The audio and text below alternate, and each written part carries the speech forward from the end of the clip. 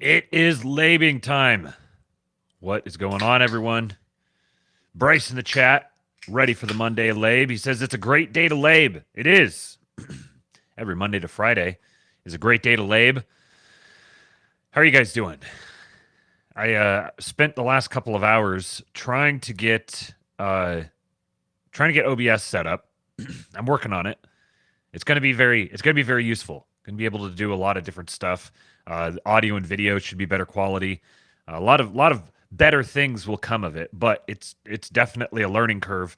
It could do a lot more things, but you have to make it do a lot more things that aren't quite nearly as immediately automated. The great trade-offs. Philo's Miscellany in the chat. He had a great conversation with Picanyones. You should go check that out. He says he's listening due to ongoing lift. Excellent. I had the opportunity to meet my man here recently. He's a good dude. Hopefully get to see him again soon.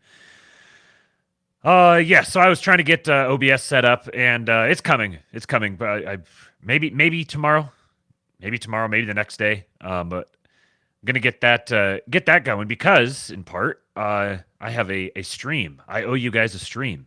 You met the super chat goal on Friday's episode. 15 super chats, teal, $5 or higher. Very much appreciated to you guys. Thank you for the support. And I owe you now a stream with Mr. Miranchuk. Jason and I are going to do a stream, hopefully sometime this week. We will be playing Halo together, live streaming us playing Halo together as we read through. We're gonna be practicing our multitasking. We're playing Halo as we read through this article written in the Atlantic end of last week by Robert Kagan talking about the Ukraine war and why it's going to be on Trump's shoulders if the war fails, if the war is lost, which is just patently absurd. There's a number of very interesting admissions, and just the general tone, I think, gives us some clues about where things are going. So the two of us are going to be hanging out and playing some Halo. We've got some cool custom maps. I think Cooper may be making an appearance on that stream because I don't know if I'm going to be able to manage controlling everything. And Cooper's made a bunch of really fun custom maps that we enjoy playing. Isaac says have an AI voice read it while you play. That's exactly the plan. We're gonna set it up to do that, and we just have to make sure that we got to have the AI voice that's playing. We got to have ourselves that are playing. We got to manage the stream, keep track of the chat. There's gonna be a lot of stuff going on. But you guys met the goal, so I owe you one, and I will deliver. Hopefully the quality is good. Be on the lookout for that sometime this week, hopefully. And yeah, I think that's about does it. There are links in the description if you would like to support the show. There are links in the description. There's a Cash App link, and there's buymeacoffee.com/kingpilled is down there. You can also join the King Pilled Discord. I'll be honest, that's where you're going to get the most for your money is the King Pilled Discord community. One of the highest quality groups of people on the internet. We had a schizo stream on Friday night and watched some schizo stuff. Ended up watching an Adam Curtis documentary, and what was the other thing we watched? I can't even remember. I've had so many things that I've been watching lately. I was up late last night working through this channel that friend of the show Charlemagne recommended to me on some dissident physics, and the name of the channel is now just completely escaping my mind. Let me pull it up here real quick. I'm going to recommend it to you guys if you're interested in such things. I'd like to give them a shout out. Dialect is the name of the channel. Let me share the screen here. Right here, Dialect. So 104,000 subscribers. They got 29 videos. What Charlemagne told me is that you have to watch the videos in order. They build on each other. So start from the oldest, work your way up. I've made it through, what is this, 4, 8, 12, 14. I've made it through about 14 of the videos, and I've got about 14, 15 more to go to get up to current. Very, very interesting stuff. Very interesting. I don't want to spoil anything because it does seem like I'm being taken on an intentional journey. And there's, I believe, a twist coming Charlemagne hinted at such, and you can kind of tell. So yes, I very much recommended to go watch that. And for now, let's get into the show for today. So what do we got? Trump purging the NSC, Andrew Tate. I said on the last episode I was going to get into Andrew Tate and the Bruv Party. I put it a little bit earlier in the show here today so that we can make that happen. And I'm still probably going to be a good hour and a half at least into the show. But this will be a little bit of a long one, I think. Well, it depends on how fast I get through some of these tabs. But we got Trump purging the NSC based on a thread written by one of our great posters who I've recommended on the show before, Joshua Steinman. He posted this thread about 8 days ago, and it seems as if there is a response to that thread coming from the administration. We'll talk about that. Also, some information on Bukele. There's some interesting stories coming out of El Salvador, including that Tether is going to be relocating there. And we've also got some crypto, Bitcoin, SEC news breaking. But before I get into all of that, I got a couple of I suppose what we'd call pieces of slop content. The first one here, and we're also going to talk about the California fires. I'm going to show you guys a bunch of videos of these just absolute chads flying these firefighting planes. It's insane. The planes and the helicopters, they are just next level. So we're going to enjoy some of that and also look at some of the arson information coming out of there. But of course, we have to start with the slop. So we've got one here to laugh at the beginning. This guy had me in the first half, not going to lie. So the caption, she says, "Sing along if you think my friends are attractive." Sing along if you think my friends are attractive. Well, that sounds simple enough. I look forward to singing, madam. Okay, here we go. Okay. Maybe the next one. I'm sure you have a nice personality, Carly. Annalie, and you. Okay, I'm starting to think there's not going to be any black guys here. Sing. Very well pulled off. It's not very often that one of these slop ones really sucks me along. Well, I guess probably bad phrasing there. Really just kind of draws me along through it, and then just gets me right at the end of it. This one was mission accomplished. This one here is a little more substance to it. A bunch of people have been passing this one around. Every once in a while, you get a clip that just kind of takes off, and everyone starts commenting on it, and you start seeing it in all your little group chats and whatever servers or whatever you're in. And for whatever reason, it captures the imagination. And this is one that has been going around. And let me speed it up a wee here. Share this tab.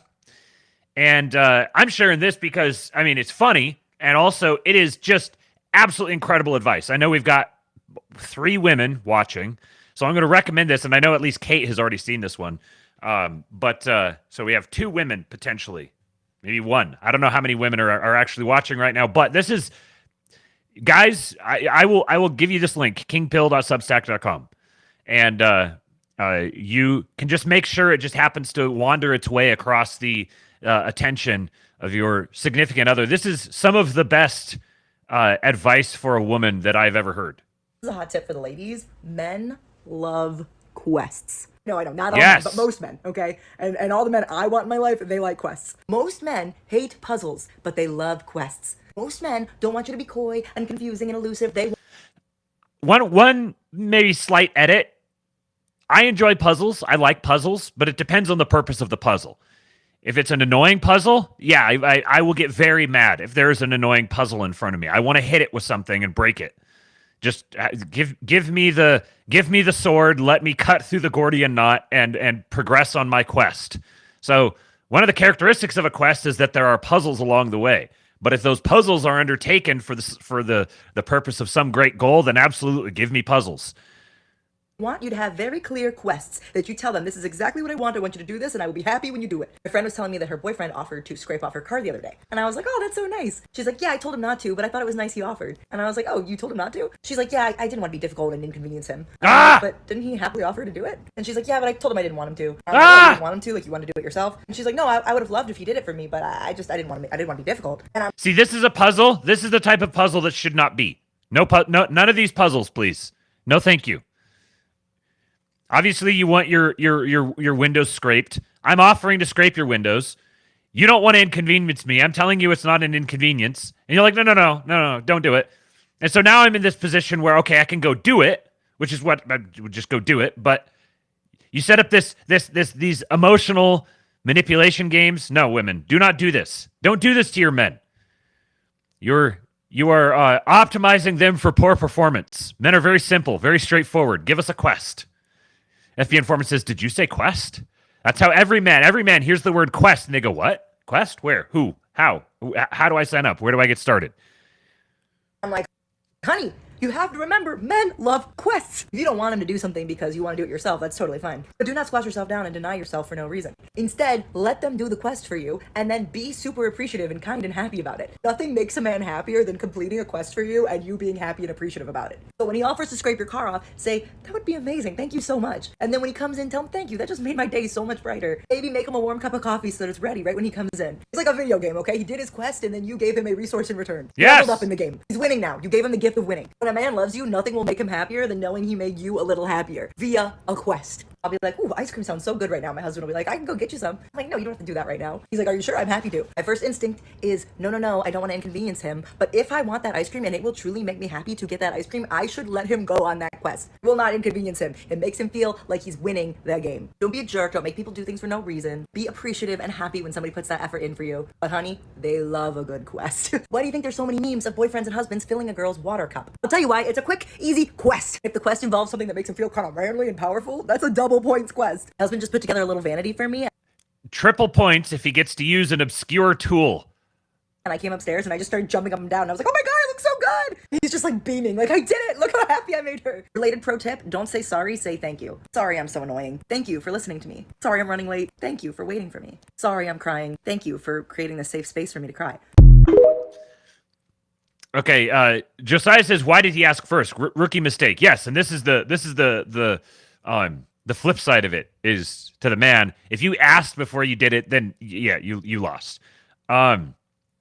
Kate says that's a problem with dating or long-term dating. You don't have that tie of commitment to give you the incentive to give them something nice for you. My wife says she has a honey quest list for me. I'm not to worry. I got myself into it, boys. I knew what I was doing. I'm going to get quests.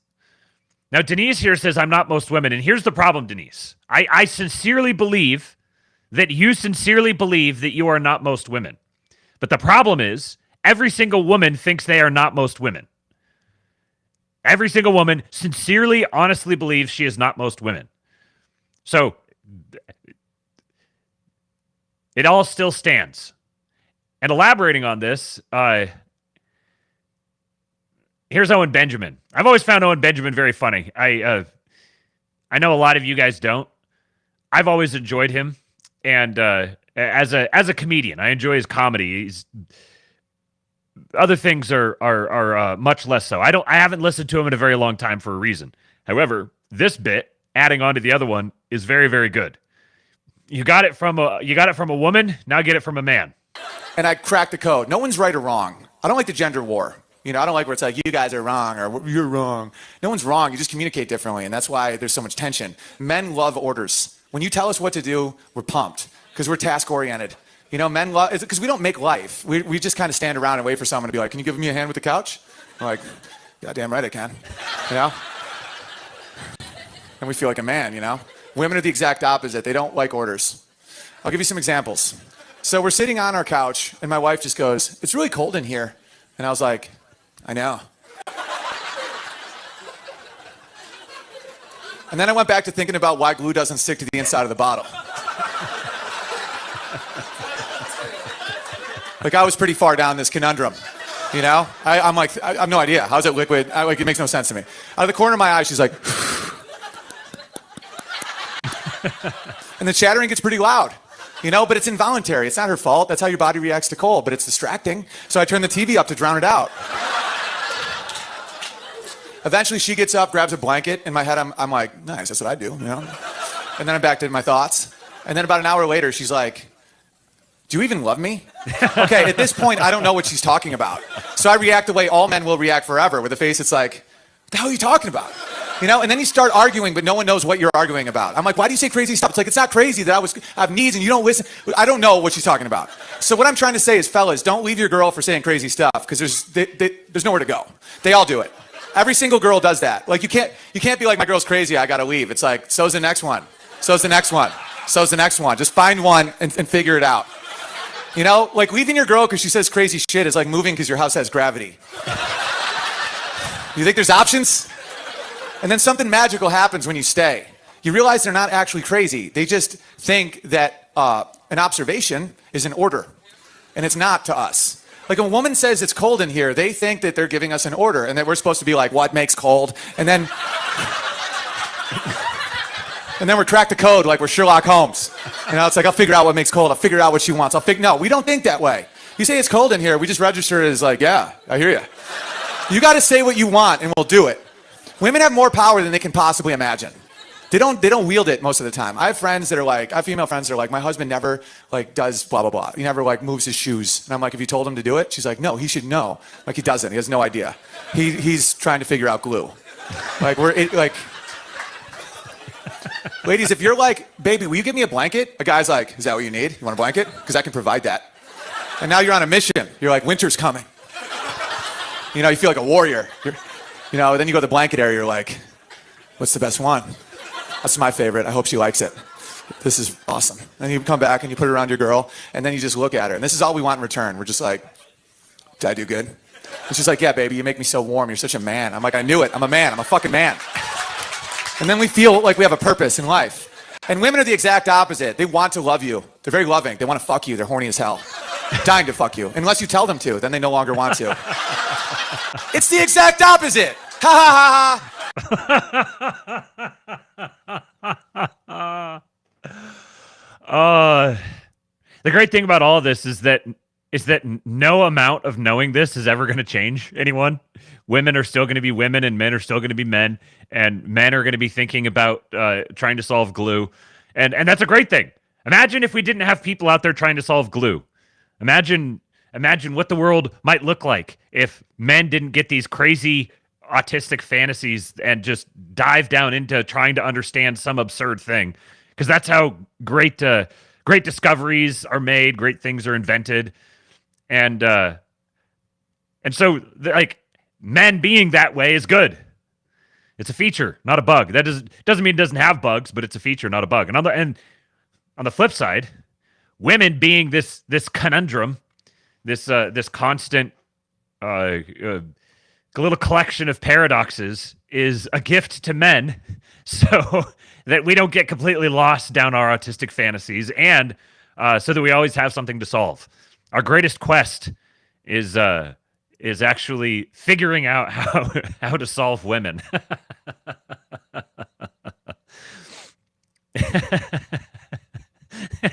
Real John Connor says, anyone else coat your hands with glue and other objects with glue to pick the glue off?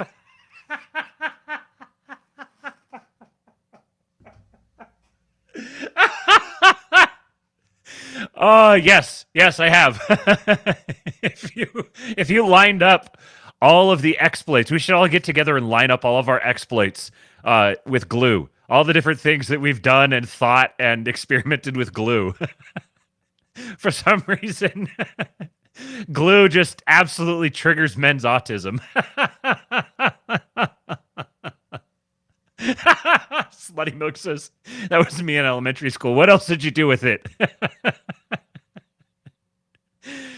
Okay, this one was cool. This whole thread, most of this thread is just kind of bullshit. Like, yay, transparent display, that's cool. Woo, a screen that bends or stretches. Ah, this vacuum cleaner has an arm. How neat. This mirror reads your face and vitals. That was kind of cool. Real smart glasses. Oh, yay, cool. A smart car from Sony. Yay. A pocket projector. Yeah, that's kind of neat. A cute robot that hugs you. Most of these are like boring, but this one is really cool. A wearable robot for wheelchair users. We're gonna be taking all of our cripples and turning them into Iron Man. Ow, it's loud.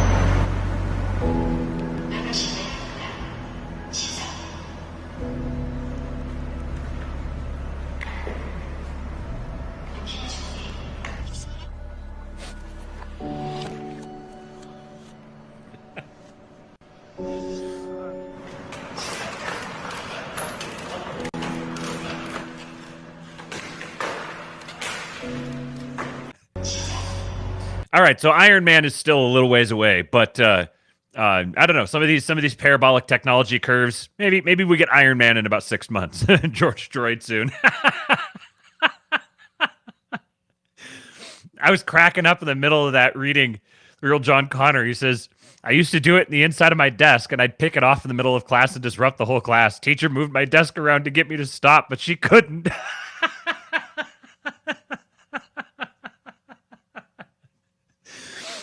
The entire class is getting arranged around RJC's desire to pick dried glue off of his desk. This is like someone could set up a comic strip for that. All right, check these guys out. These guys are just incredible. This is the I guess the bright thing in a dark place. Look at these absolute, Ronnie Atkins says, giants exist. Look at these absolute majestic heroes. And in the naked light I saw 10,000 people maybe. People talking without Look at that! people hearing without listening. People writing songs that voices never share. And no one dared disturb the sound of silence. Fool said, you do not know. Silence like a cancer grows. Hear my words that I might teach you. Play my arms that I might reach you. But my words, like silent raindrops fell. Woo! And echoed in the wells of silence. And the people bowed in praise. Oh, song's an absolute banger too. That was on the mix that I was listening to driving back from the undisclosed location. Whipping along at like midnight in the rental Tesla I was driving, flying through southern the like southeastern part of Dallas, listening to that. That's what that made me think of. Here's another one. This one from Mr. Leadslinger on Twitter. He says, seeing that big bird move around like that is just crazy to behold. Now, obviously, these clips aren't all from the current California fires. Some of these look like they might have been training clips. But either way, this is just amazing. Oh, look at Like, this video starts, and I'm like, where's it here? I'm like, oh, yeah, there's the plane to watch. There he is. Look at that. Okay, he's going to come in, and maybe he's going to make a drop in here somewhere, and then just... Oh, look at, there it is. I didn't see that. Where did he come from? Oh, my God. Holy shit.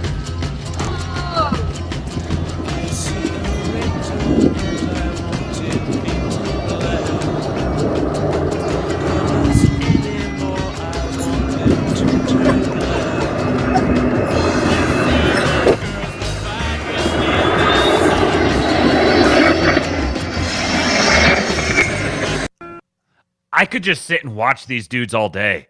Borp says these pilots never grew up, just kids living out their childhood dreams of playing with cool shit forever. Absolutely. D'Alman says, really amazing when you consider the immediate weight and balance difference, yet they stay steady as nails. Right. These dudes are dialed in. They are locked in. How many lip pillows do you think are going on in there? Speaking of, I gotta lock in. Can't believe I started without locking in. Fenris on Bounce is definitely White Boy Summer, even if it's a bit tragic. Indeed. We always we got to find those bright spots. Any bets on the ethnicity of these pilots? Yeah, anyone have any bets? Here's some more.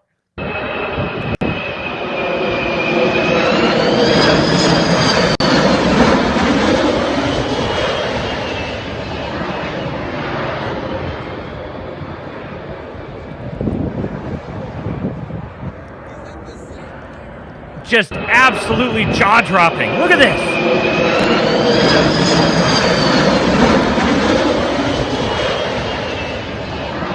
I was reading one of the threads on this today, and I don't know if this is true. I've never flown anything. I've never been a pilot. I'm like, oh, a plane, that's awesome. I can't like identify them from the air or something. But I was reading a thread on this that said that a lot of these are DC-10s, and that there's 3 different pilots. Each one of them has their own. One of them is like the instruments, and one of them is the actual controls, and whatever. And the 3 of them were like, this is what I'm visualizing. These 3 guys in here, just absolutely locked in, completely in sync together, just living right on the edge. Modern day heroes. This one here from Brian Inton, he says, another video from my firefighter friend in Los Angeles. This is over Palisades Friday night. Looks like rain, but it's ash. And then check out the water drop 37 seconds in. These firefighters are total badasses. He tells me biggest risks are hitting terrain and other aircraft.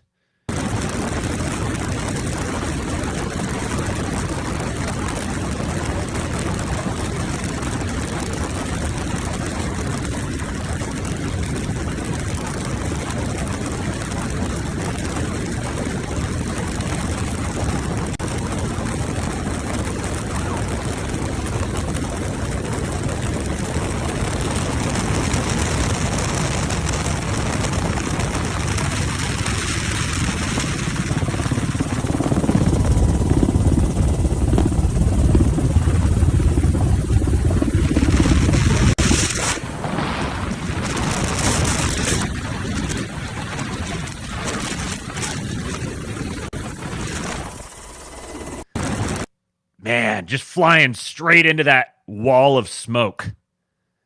So he circles around here. Where does he cross over? He crosses over right there. So he's flying up, looking for his spot, and then he just angles right into it, just flies straight into this wall of smoke right over here. And it looked like he got the drop just about perfect. Yep. May have been a hair late on it. It depends on where they're trying to cut it off. This is just endlessly fascinating and cool. Here's your bitter white pill about all this is is a great tragedy. Many lives and property and all this stuff is all lost. But a bunch of chuds are making out. White boys getting their money. My wife says growing up in Hemet, which is in Southern California, out to the east, she says growing up in Hemet, the airport, there was a refueling station for fire planes. My parents would take me to have a picnic and watch the planes land, refuel, and take off over and over. Pig Dirk's influence early on. And I think I have... Okay, yeah, that's all the pilot ones that I've got. I've got a number here, because it's really looking like a lot of this is the product of arson. And I can't help but wonder about the reports that have been made about foreign terrorist cells and stuff being in the U.S. I'm sure a bunch of this is I don't know, standard CIA propaganda, fear-mongering, bunch of FUD to scare the plebs into line. But, I mean, it seems... whether they're using it for that or not, it seems like it would very obviously be true. If the southern border has just been wide open, if the administration and all these NGOs have been just actively funneling as many people in here as possible, you got to be a moron to think that there aren't like actual malicious terrorist groups, terrorist-like groups, whatever you want to call them, who are funneling in under those conditions. So I'm gonna point you guys to probably, I'm guessing, the next stream that Jason Mirachuk does, because he's been doing some digging on not just the insurance markets but the reinsurance markets, and they're gonna get absolutely beholed by this. The damages right now are being they were being reported as like 20 billion or something on Friday, and I was like, I bet you this is gonna go like upwards of 150 billion once you start factoring in all of the art that's lost. All of the cars, there's the real estate, there's the homes themselves, and then there's all the other jewelry and art and I don't know, just an unfathomable amount of wealth is being lost in these. And the vast majority, and the insurance market is not remotely positioned to be able to absorb this level of loss. I mean, when it's all said and done, we might be looking at, I don't know, 500 billion to $1 trillion, really, in collective losses because of this, triggering out from the insurance market, which isn't remotely capitalized enough to absorb something like this. This isn't just going to be a California thing. Like, this is going to go all over the place. Mortgage insurance is going to be affected all over the country. So this could genuinely be, as the fire is right now, and I haven't looked today to see exactly where the containment is, but last night there's a lot of reports about Brentwood being under threat, which means it's not that far away from UCLA. Now there's going to be a massive effort. Everything else is going to get ignored, basically, to prevent that from happening. So I don't think it's going to happen, but even without that happening, this has the potential, this single event has the potential to trigger an entire global economic collapse. Using the word collapse, like, I understand why people use it, but then, like, everyone, when they hear collapse, they say, oh, well, you mean, like, I don't know, Mad Max or something. But it doesn't have to be Mad Max for, like, global Mad Max, post-apocalyptic.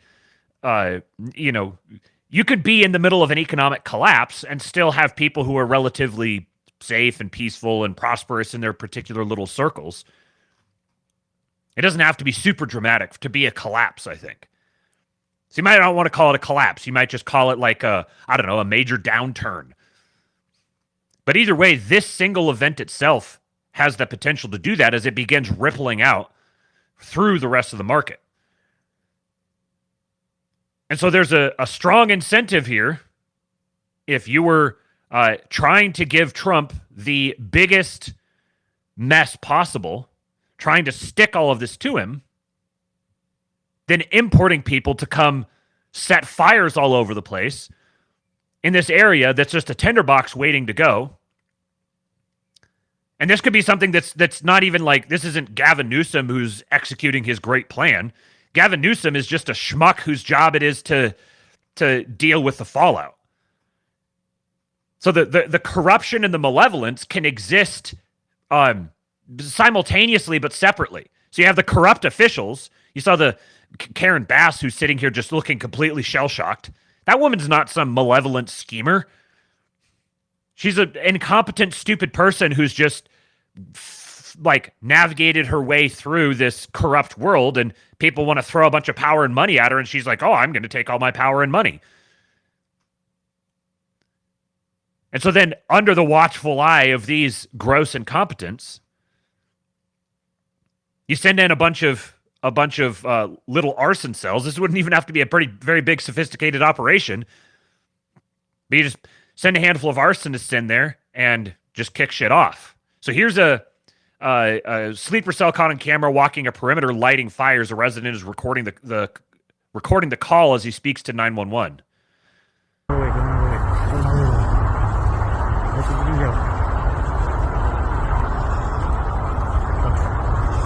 Yeah, the fire that he started right now, he lit the match or lit something. It's in the dam, the south side of the dam. There's a fire going now. Holy shit. You hear me still? Okay, he's walking west. On the dam. On the dam. on the south side of the dam towards Burbank. Did you hear me? Alright, I'm tracking him. He's walking west. He's moving very slowly. He just lit. The fire is small and concrete area, but he's definitely 100% lit it. And see, here's the thing, is this could also just be some sort of a homeless, vagrant, insane person, whatever. There's plenty of people who see a fire going on and they don't have, like, I live in a cardboard box under an overpass. I could just go move to a different overpass. Hey, it'd be fun to add to this, and then I get to live the rest of my life knowing that I put my imprint on history. Or it doesn't even have to be that sophisticated. Just like, ooh, fire, I light fire. This is the problem with having a bunch of homeless vagrants just wandering around in your streets, is they might do something like this. And when your entire system has been built around catering to them and pandering to them and treating them like they're the ones who deserve to be there and the rest of us are just imposing on them, you open yourself wide open for something like this. And that being a reality means any sort of a terrorist operation, whether it's foreign sponsored or domestically sponsored, they can blend in really easily. Because like if you didn't have a whole bunch of homeless vagrants wandering around there, then the terrorist cell coming in can't just pretend to be a bunch of homeless vagrants wandering around lighting fires.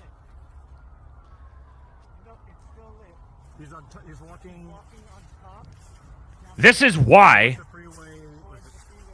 for for years, the better part of a decade, everyone who was talking about this wokeness, the woke mind virus, as Elon has called it, everyone was, the kids, it's the colleges, these are stupid liberals or whatever. This is what it looks like when the chickens come home to roost. You get the combination of grossly malappropriated resources, the pandering to a bunch of vagrants, not maintaining all of your infrastructure, a bunch of incompetent DEI hire leaders. What else? Not managing resources goes toward like not maintaining the forests, not maintaining the water, not having sufficient talent around. All of these things, and none of these things need to be a coherent, explicit conspiracy. I think this is where a bunch of people get kind of off the rails. You don't have to find like the secret group that's behind everything. There doesn't have to be a secret group that's behind everything. It's a confluence of corruption and malevolence and just sheer incompetence. Theater kid occupied government is so corrupt and incompetent that it manifests as malevolence, and there doesn't have to be some secret string puller behind the scenes. And so going around and trying to root out the secret string puller is misdirected effort. They just have to go. The people have to, anybody who's involved in anti-civilizational behavior, it doesn't matter whether they're doing it out of malevolence or incompetence, they just have to go.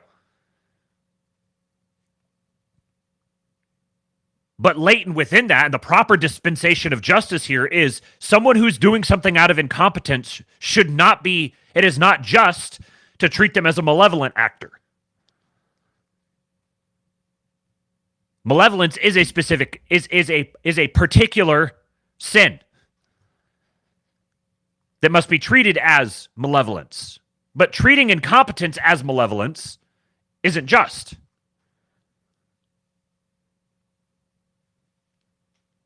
And it's maintaining this sort of perspective that is the ultimate foundation of civilization. Because if you just dispense with this and you lean into the bloodlust and just begin treating everybody universally for any mistake as if they are a malevolent actor, that you are at war with them personally to extinguish them. This is the allure of the vengeful son that is anti-civilizational in nature. It wants to tap into that anger and manifest it as a continuation of the anti-civilizational cycle. You have to resist the bloodlust, exercise wisdom and prudence. Now, someone like this, hang him. This isn't incompetence.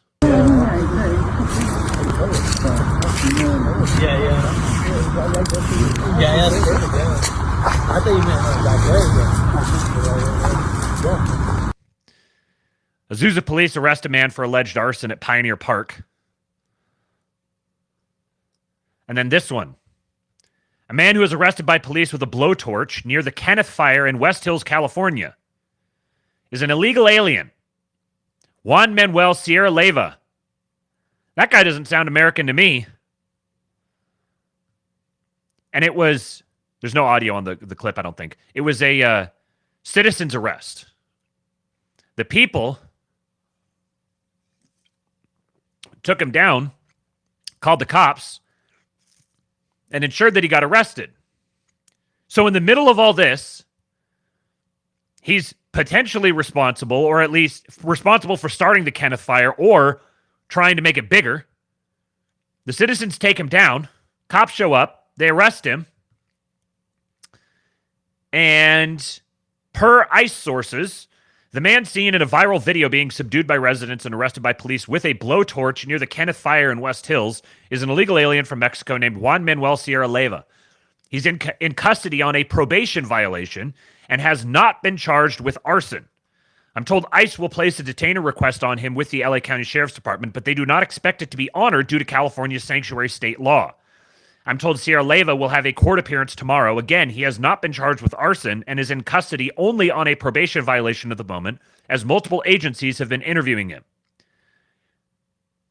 Now, if things are going to continue as they have, what's going to happen is this guy, because it's a probation violation, my understanding is it's a felony probation violation, but the way that George Gascon's LA has operated, if they continue that, this guy's going to get released. He's going to get cut loose back onto the streets. So this will be an interesting case to watch because the California government is under so much pressure right now that they may be simply bludgeoned into changing course. I don't envy them. They could suck it. I don't envy them their position. Because if they cut him loose, they're going to get burned alive, was the first words that came to mind. If they don't, if they turn him over to ICE, this is going to be a national story. Trump is going to be truthing about this. And he should, gloating in this great victory. That precedent will now have been set.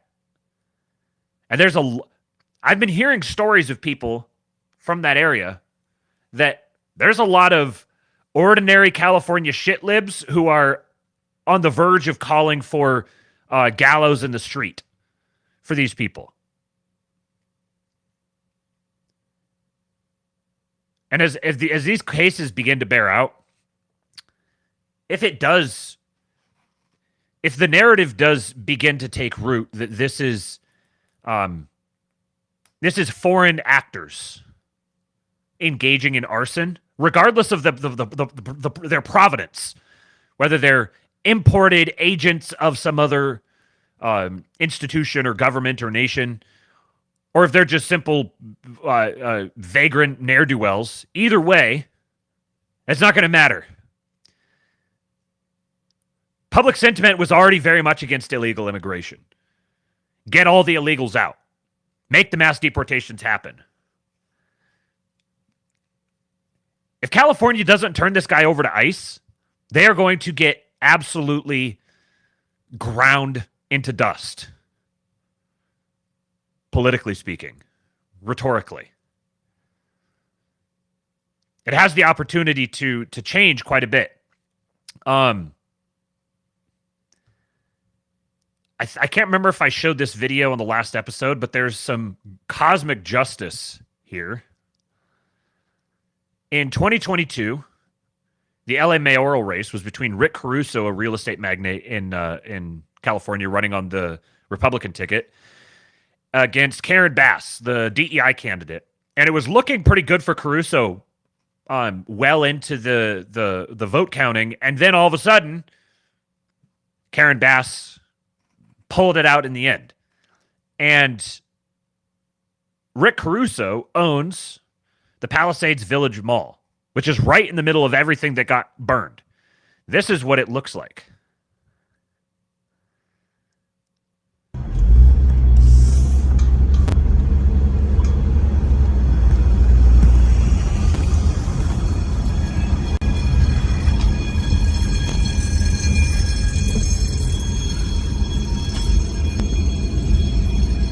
Oh, this is his own water trucks. Yep.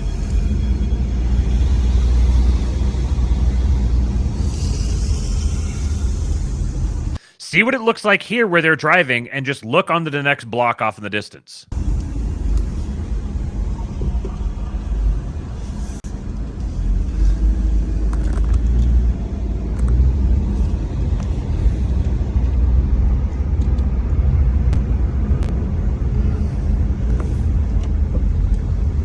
Wow. Everything on, oh my gosh, everything on Monument.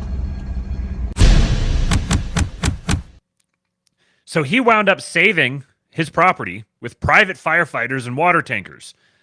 Catherine Boyle, who shows up on the show quite a bit, from Andreessen Horowitz, she says the privatization of government happens when the state fails its citizens. Private security, private education, private resources. We've been privatizing the functions of government for decades. The question is, how much more extreme will this look if we stay on this path? She wrote an article about it, and I read it. It wasn't that great. Made government cool again. She wrote this back in 2021, and I can tell just from having followed her for a while and then comparing to what she was talking about in 2021, she's changed quite a bit even in the last 3 years.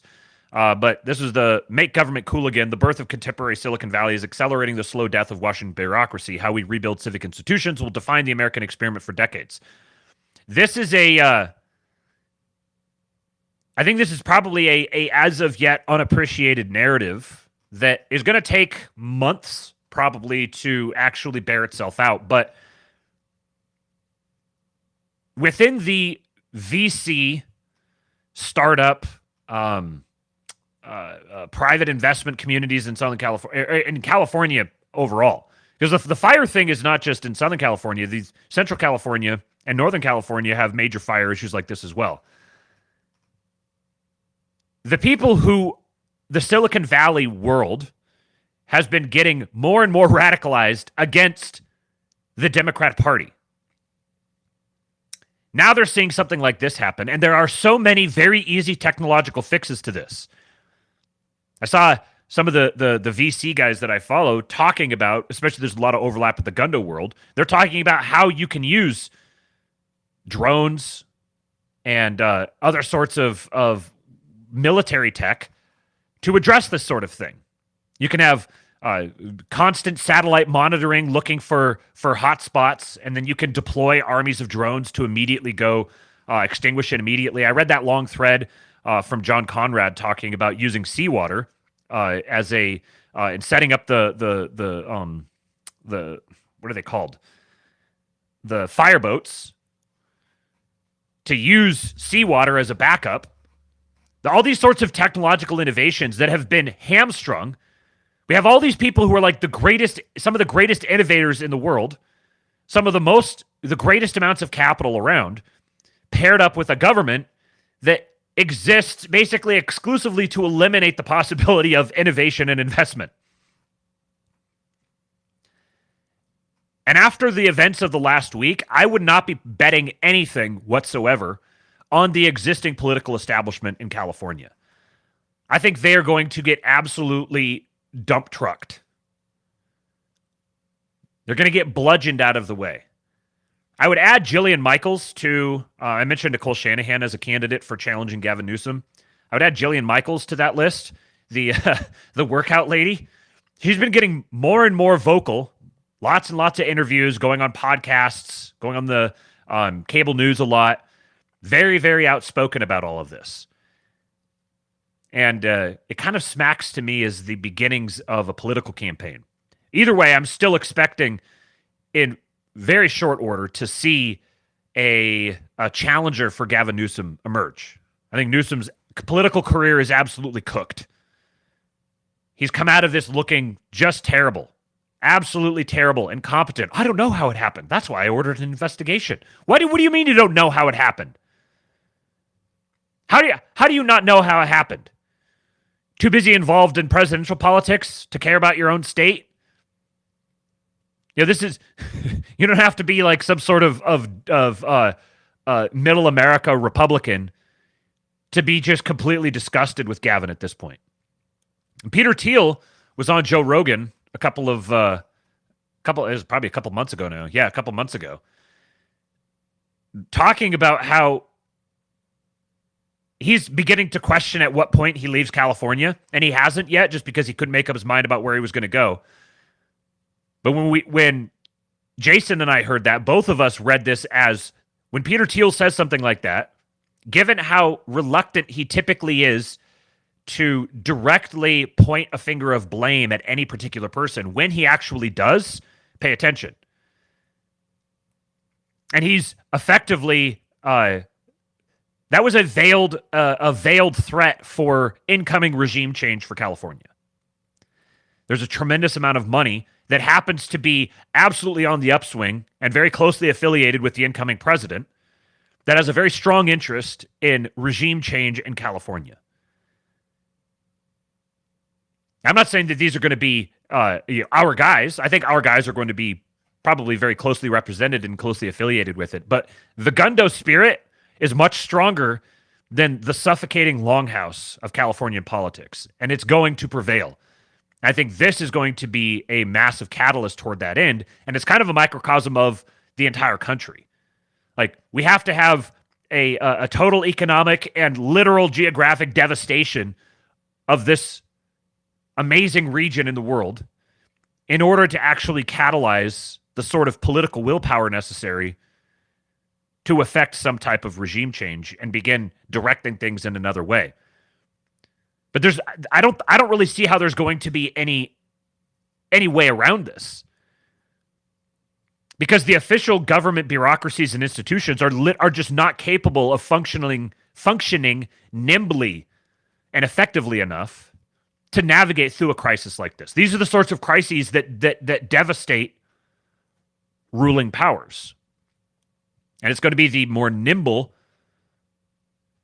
competent upstarts who ally themselves with other powers, like in this case, the federal government, to overthrow the incumbents and replace them.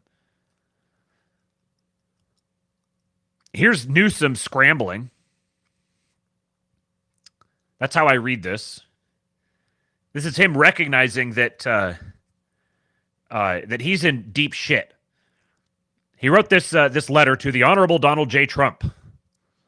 He tags Trump and he says, "As you prepare to assume the presidency once more, I invite you to come to California. The hundreds of thousands of Americans displaced from their homes and fearful for the future deserve to see us all working together in their best interests, not politicizing a human tragedy and spreading disinformation from the sidelines." This is him trying to play a power game, but revealing in the act of doing this that he is the underdog here. He is not representing the majority position. He's trying to take it back because he is in hot water, so to speak. He's actually inviting Trump to come to California. Now think about his constituency, what they think of Trump. If they're inviting him to come, it's because they're trying to win a PR battle against him. They're trying to do this whole politicizing thing. We need you to come here, submit yourself to us, let us walk you around and show you everything. Knowing full well that Trump is going to dominate whatever environment he comes into from a posturing perspective. He says, "Dear Mr. President-elect, it was just 6 years ago that we toured the devastation of the Camp Fire in the town of Paradise, the deadliest wildfire in California's history. That day, you also visited the Woolsey Fire near Malibu, which took the lives of 3 residents and displaced tens of thousands." Man, You sure get a lot of bad wildfires in your state. These happen pretty frequently. Have you been doing anything about that there, Mr. Newscum? Communities, traditions, places wiped out in a matter of hours. Oh, yes, communities, traditions, and places. Those are the things that Gavin Newsom is concerned about. You witnessed firsthand the heartbreak and destruction that all too many places across this nation have faced from more frequent and more severe natural disasters, fires, hurricanes, and floods.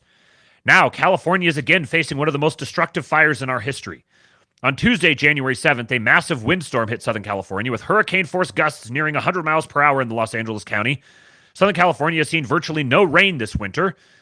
They typically see virtually no rain. And when those winds swept through the parched landscape, there was also a 1,000-year rainstorm that hit 8 months ago, something like that. Tiny ignitions became raging wildfires. Those fires, including the Palisades, Eaton, Hearst, Lydia, Woodley, and Kenneth fires, have devastated the greater Los Angeles area, even in the face of Herculean work by legions of experienced firefighters. Tens of thousands of acres have burned. Thousands have lost their homes and businesses. At least 10 people are reported to have died. The loss and devastation are horrific. We are thankful that President Biden has swiftly approved our major disaster declaration, a strong indication of the partnership California needs and appreciates with any federal administration. However, the threat to lives and property remains acute. Higher than normal winds of up to 70 miles per hour are still forecast for the next several days, and more extreme winds are likely early next week with no change to dry conditions. As you prepare to assume the presidency once more, I invite you to come to California again to meet with the Americans affected by these fires, see the devastation firsthand, and join me and others in thanking the heroic firefighters and first responders who are putting their lives on the line. In the spirit of this great country, we must not politicize human tragedy or spread disinformation from the sidelines. Hundreds of thousands of Americans displaced from their homes and fearful for the future deserve to see all of us working in their best interest to ensure a fast recovery and rebuild. With respect and an open hand.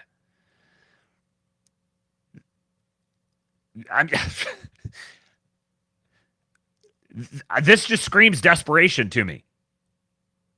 Please, please, don't leave me wriggling on the end of the hook. Don't leave me hanging, man. Please come out here. Let's work together. Don't crush me. Please. I'm happy to work with you. I'm happy to cooperate. And I'm going to initiate this to try to put the public pressure on you because there's so much public pressure on me.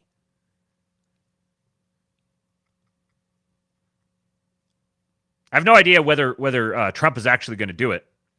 Because part of the subtext here is that, let's just say that Trump and Elon and Vance should avoid ever being in the same place together at the same time. And drawing, I don't think Gavin Newsom would be someone who's sitting here like, we need to draw the president out here to execute an operation, so to speak. If you catch my drift. But somebody might definitely say, hey, put here, tweet this letter out and let's facilitate something. All right. Enough of the California stuff for now. We got a funny clip here. We are John Fetterman trackers here at the ASTROLABE. And he has said another funny thing. Watch his demeanor with the press here. Hey, Senator. Can we ask you what you hope to get out of your visit to Mar-a-Lago to talk to Donald Trump? What are we talking about here? Is there some news? There's some news. We hear that you're going to be heading down to Mar-a-Lago. Yeah, I've heard that. Yes, I've heard that, yeah. What will you be discussing with the president? Well, yeah, I demand that I need to be made Pope of Greenland. Do you have the resume to be Pope? I'm having this conversation, like who's the president is going to be. So, I am not the senator for just Democrats in Pennsylvania. I'm everyone's senator in Pennsylvania. And so it's just having a conversation with the president.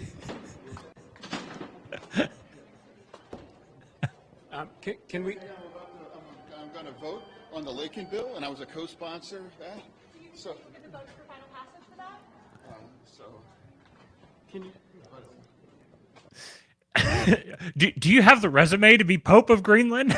Look at this goofball. Look at this friggin' goofball.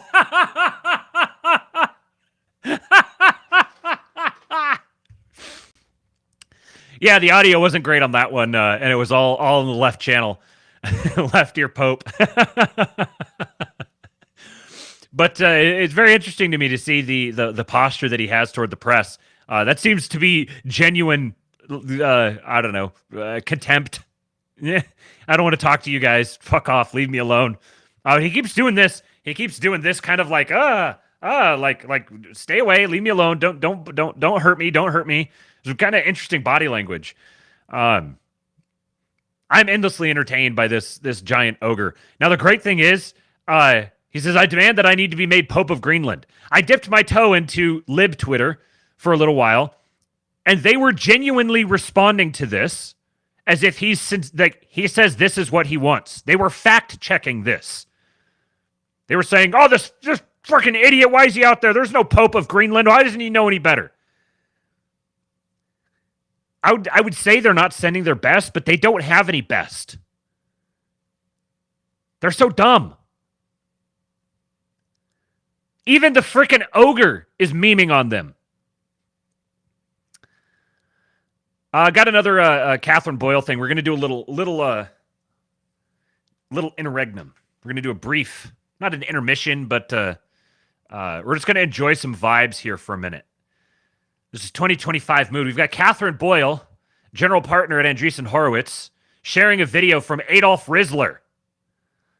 The most 2025 video of all time. This is the 2025 mood.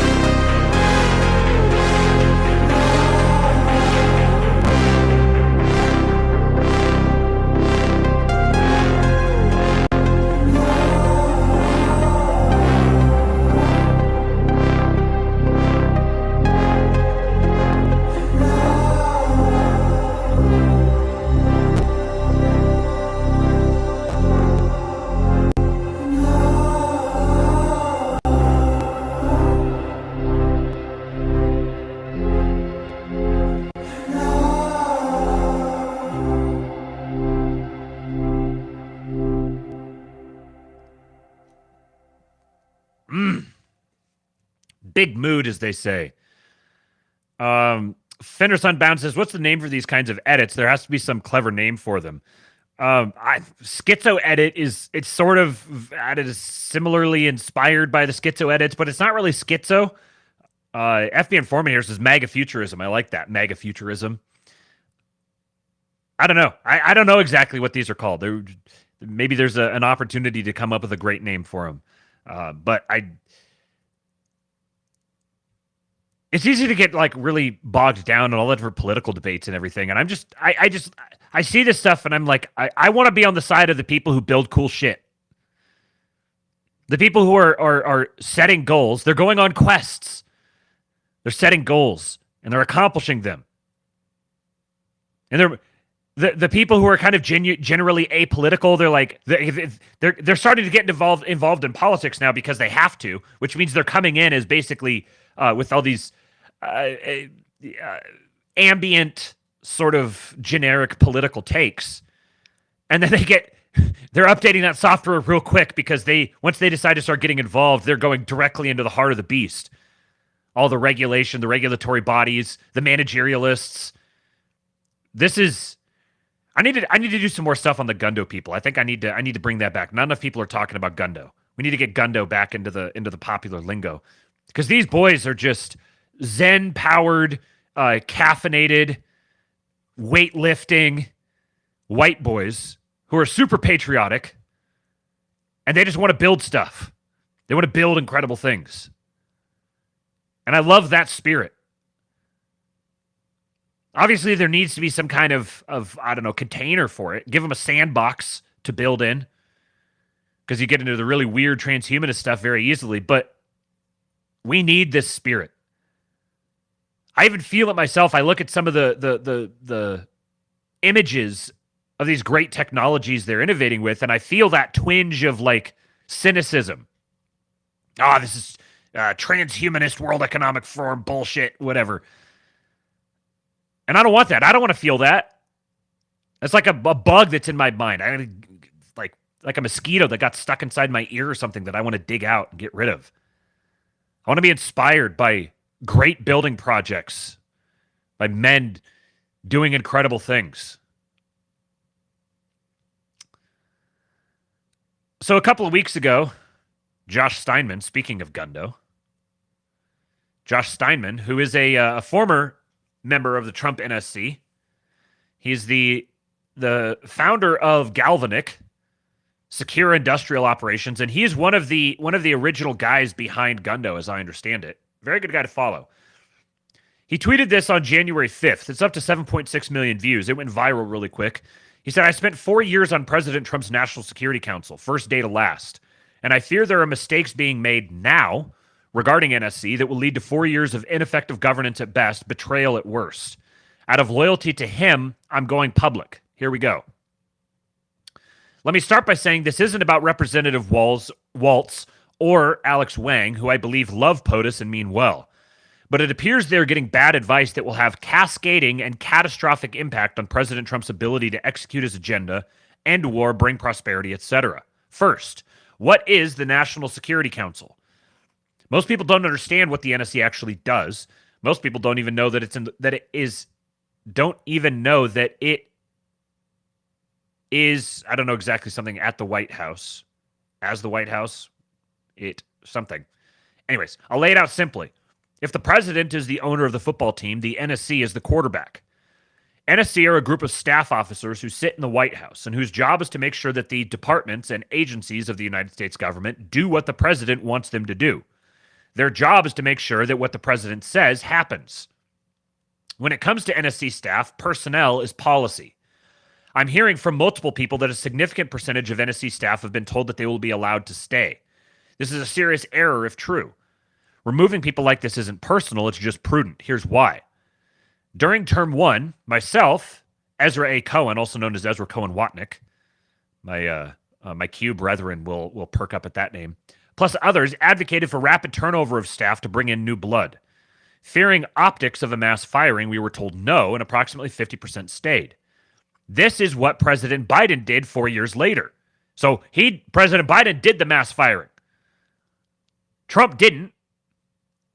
Because of optics, he got bad advice. They said, the mass firing will be a problem. And 2016 was a very different world. But of course, Democrats have no problem at all. They'll create their own optics. And this is our opportunity now. We can create our own optics. So he says we should do the same. Rapid staff turnover is critical. Because if you remember, guess who stayed on, allegedly, during those early days? The person who allegedly kicked off the first impeachment. Many who stayed undermined President Trump by pursuing their Obama guidance until given explicit orders to stop. Some who stayed were great. These civil servants had signed on for a different POTUS. They weren't mission aligned. The president deserves loyal staff. Beyond the general fact of many NSC staff being told that they can stay, there are specific NSC senior leaders, including my successor, Ann Neuberger, who are also angling to stay. Once you become a commissioned officer in the White House, you are no longer a career civil servant. You are a political appointee. You have taken sides. She oversaw the Biden administration's efforts on AI policy, tech censorship, cryptocurrency, and the handling of the major cyber incidents of the past 4 years. I don't know what was going on there, and I tried to stay away from it all, but it's clear to me that President Trump should have his own team of loyal staff to execute the new direction he campaigned on across all of these efforts. Next, the people who are being hired. Many who have gotten the nod are great, but a significant number of as-yet unannounced staff have long histories of being vocally never Trump and working for prominent figures who have repeatedly undermined the president. Remember, NSC are staff officers. They make hundreds of minor decisions a month that affect U.S. foreign policy. We need your clearance on this statement by ex-ambassador for the UN Gender Conference. This times 100. Unless they are aligned, it'll be business as usual. On hiring, it's critical that the people taking these jobs be subject matter experts. Specifically, they need to have operational and on-the-ground experience in the region or topic they're working, because the establishment will try to snow them to keep the status quo, slow down implementation of new policy, etc. One example, I'm hearing Adam Howard, HIPSI GOP staff director, former Mike Turner staffer, will be taking NSC intel. I don't know him or whether he has supported the president in the past, but without an operational intelligence background, you can't clean up the mess made by the current team. You must ask, is this person willing to expose intelligence community dirty tricks targeting the president? If not, this is not a good fit. The Intel Senior Director position is one of the most critical posts in U.S. government. They are the president's personal envoy to the intelligence community and speak with his voice. If that person isn't 100% on board with the Trump agenda, we are in for trouble. There's more going on here, but I'm going to have to leave it here for now. I know there are folks who will be upset at me for going public, and that's okay. I love the president and have supported him publicly since 2015. I worked for him loyally for all 4 years and then supported his re-election from the start. Why? Because I not only believe but saw firsthand that he can make America great again. He can end useless killing. He can restore our economy. He can promote the general welfare of American citizens, make it easier for folks to live a good and honest life. He can help us get our food system back on track and more. But that starts with good staffing. God bless America, Josh. So, he tweeted this. What's today, the 13th? 8 days ago, he tweeted this. Went super viral. Whole bunch of people talking about it for most of a day. And today, this was announced. Jack Posobiec says, Josh Steinman made this happen. Breaking, NSC holdover staff have begun packing their belongings after being asked if they will carry out President Trump's agenda.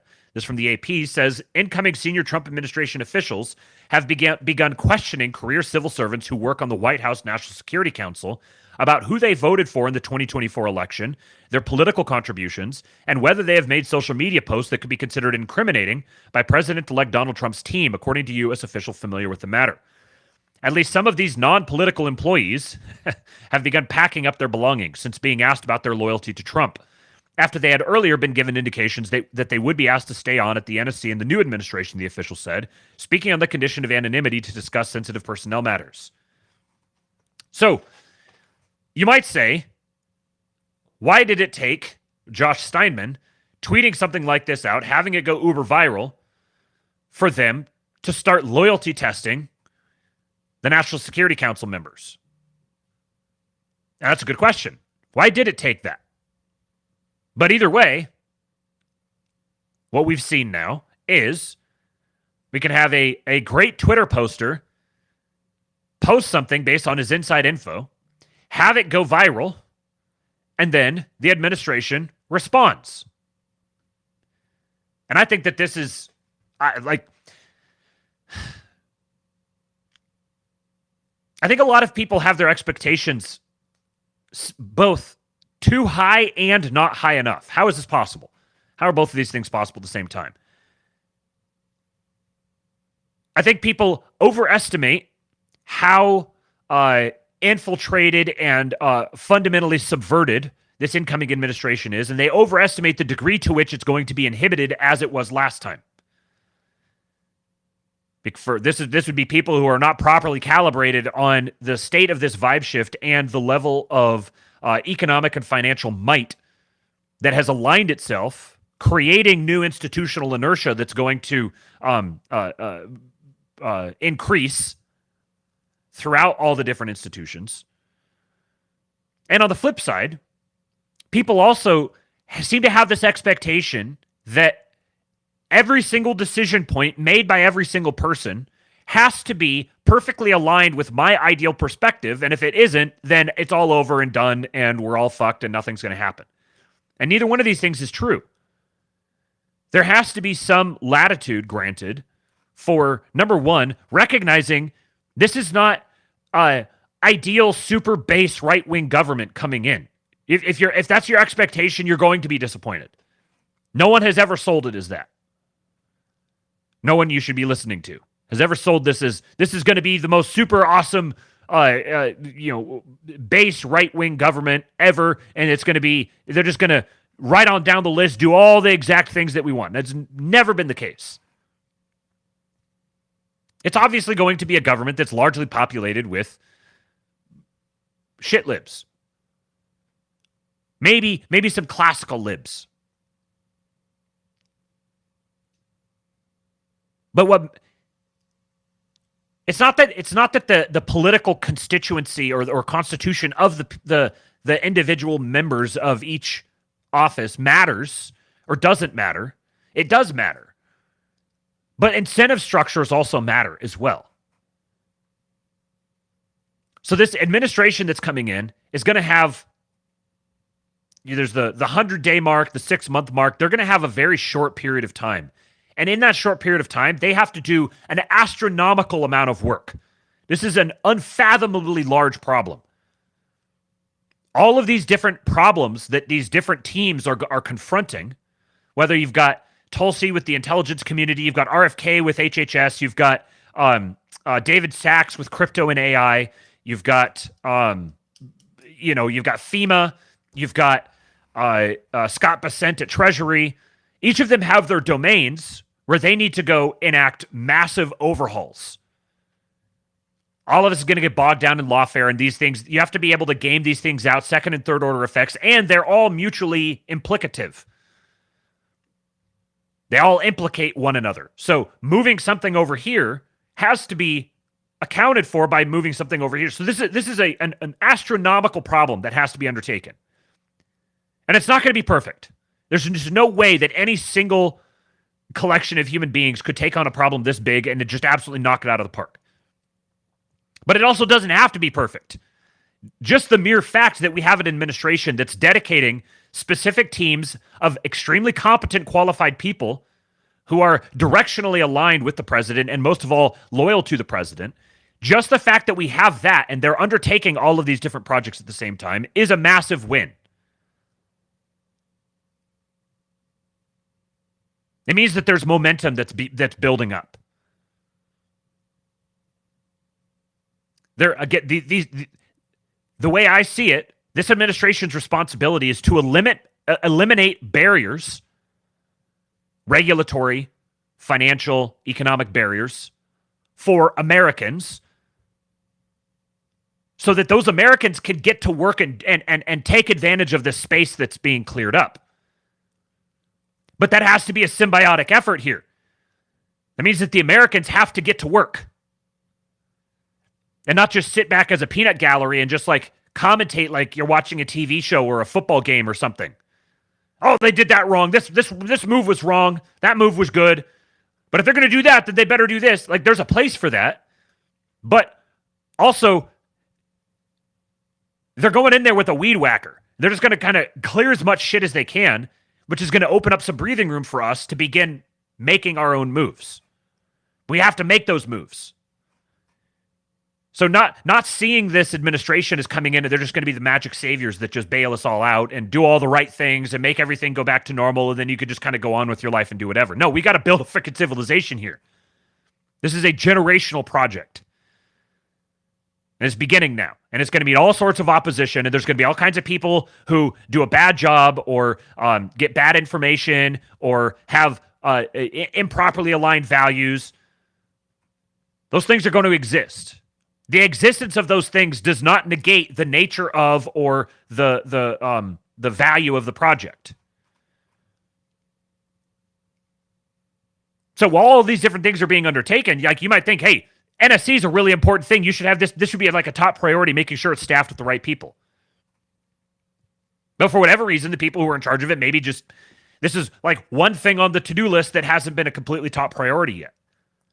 When those sorts of things happen, it's very good to know that we have this tool available to us where the right person, like Josh Steinman, can tweet a thread, get this thing onto the radar of the administration, and then the administration responds.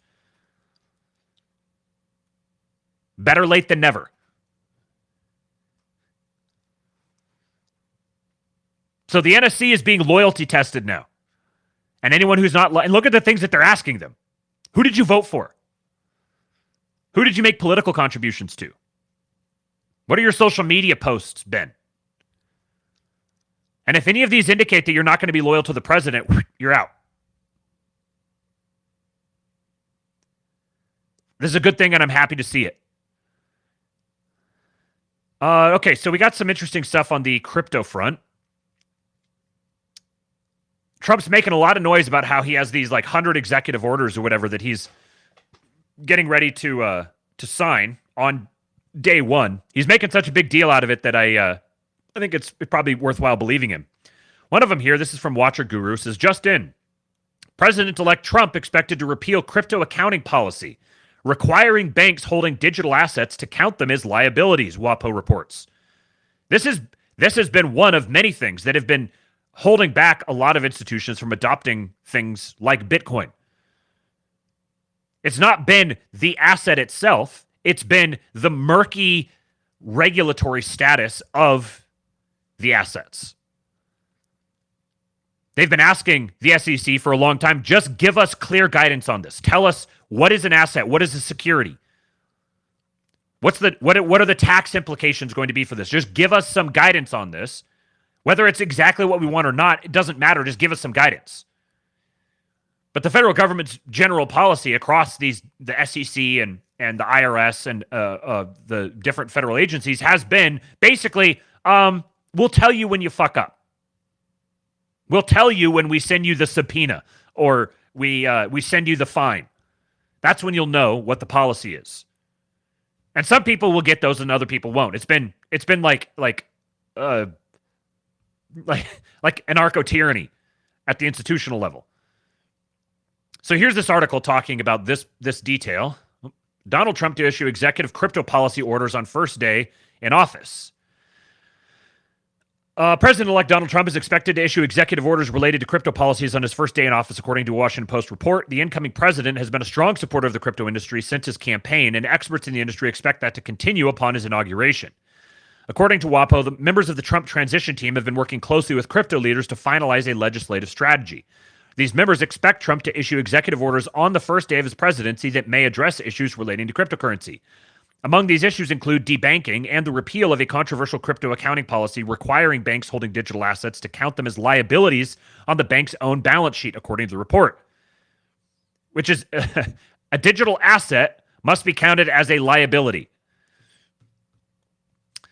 The Trump team has made it very clear that this is a priority, a source told the Washington Post. These incoming executive actions target crypto regulations and aim to shield cryptocurrency investors from what Trump labels the, quote, Washington bureaucratic swamp. Several of his picks for cabinet and other roles are also crypto supporters, including the newest chair of the SEC, Paul Atkins.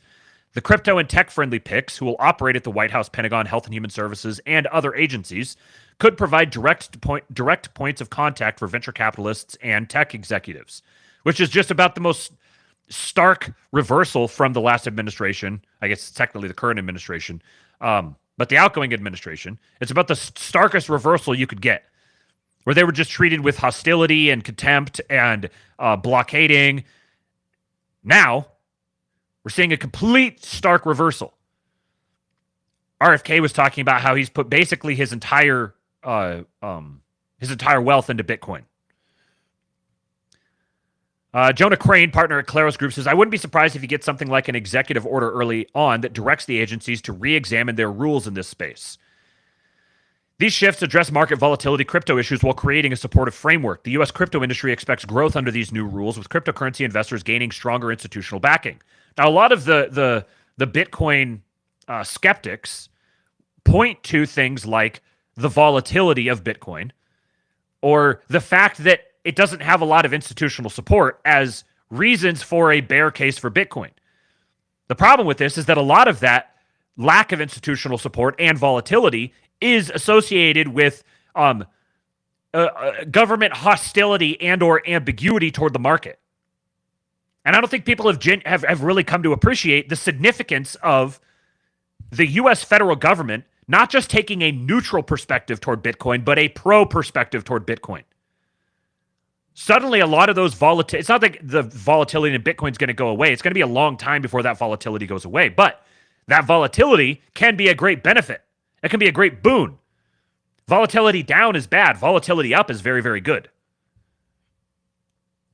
One of Trump's most anticipated crypto orders expected to come is a national Bitcoin reserve.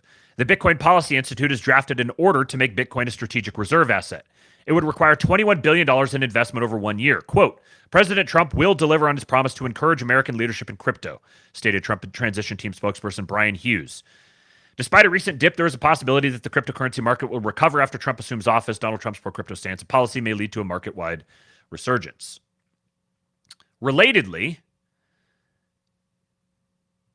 the U.S. SEC is now under a federal court order to fully explain why the agency refused to offer clear rules for crypto assets. One of the judges cautioned the agency that it better not be, quote, yet another poor explanation. This is from CoinDesk.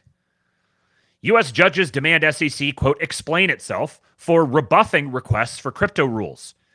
In another 11th hour court loss for Chair Gary Gensler's tenure, judges in a Coinbase case again called the SEC's crypto position, quote, arbitrary and capricious. The U.S. SEC is now under a federal court order to offer a full explanation for why the agency refused to offer clear rules for crypto securities. The circuit court's demand comes in the final week of Chair Gary Gensler's tenure, likely leaving the response to his Republican successor, who is already expected to change the regulator's stance on digital assets. The U.S. SEC must now thoroughly explain itself for refusing to grant Coinbase's formal request that the agency write regulations for how the industry should assess whether crypto assets are securities or not, according to a circuit court ruling on Monday. Just think of this. Coinbase requests, please write regulations. Please give us regulations. Regulate us. Please tell us. What is a security and what isn't? Just give us some guidance. Not give us this specific guidance. Give us some guidance. The SEC says, nope. A 3-judge panel for the U.S. Court of Appeals for the Third Circuit and a legal rebuke of the securities regulator partially sided with Coinbase's effort to get the agency to offer legal clarity by writing crypto regulations.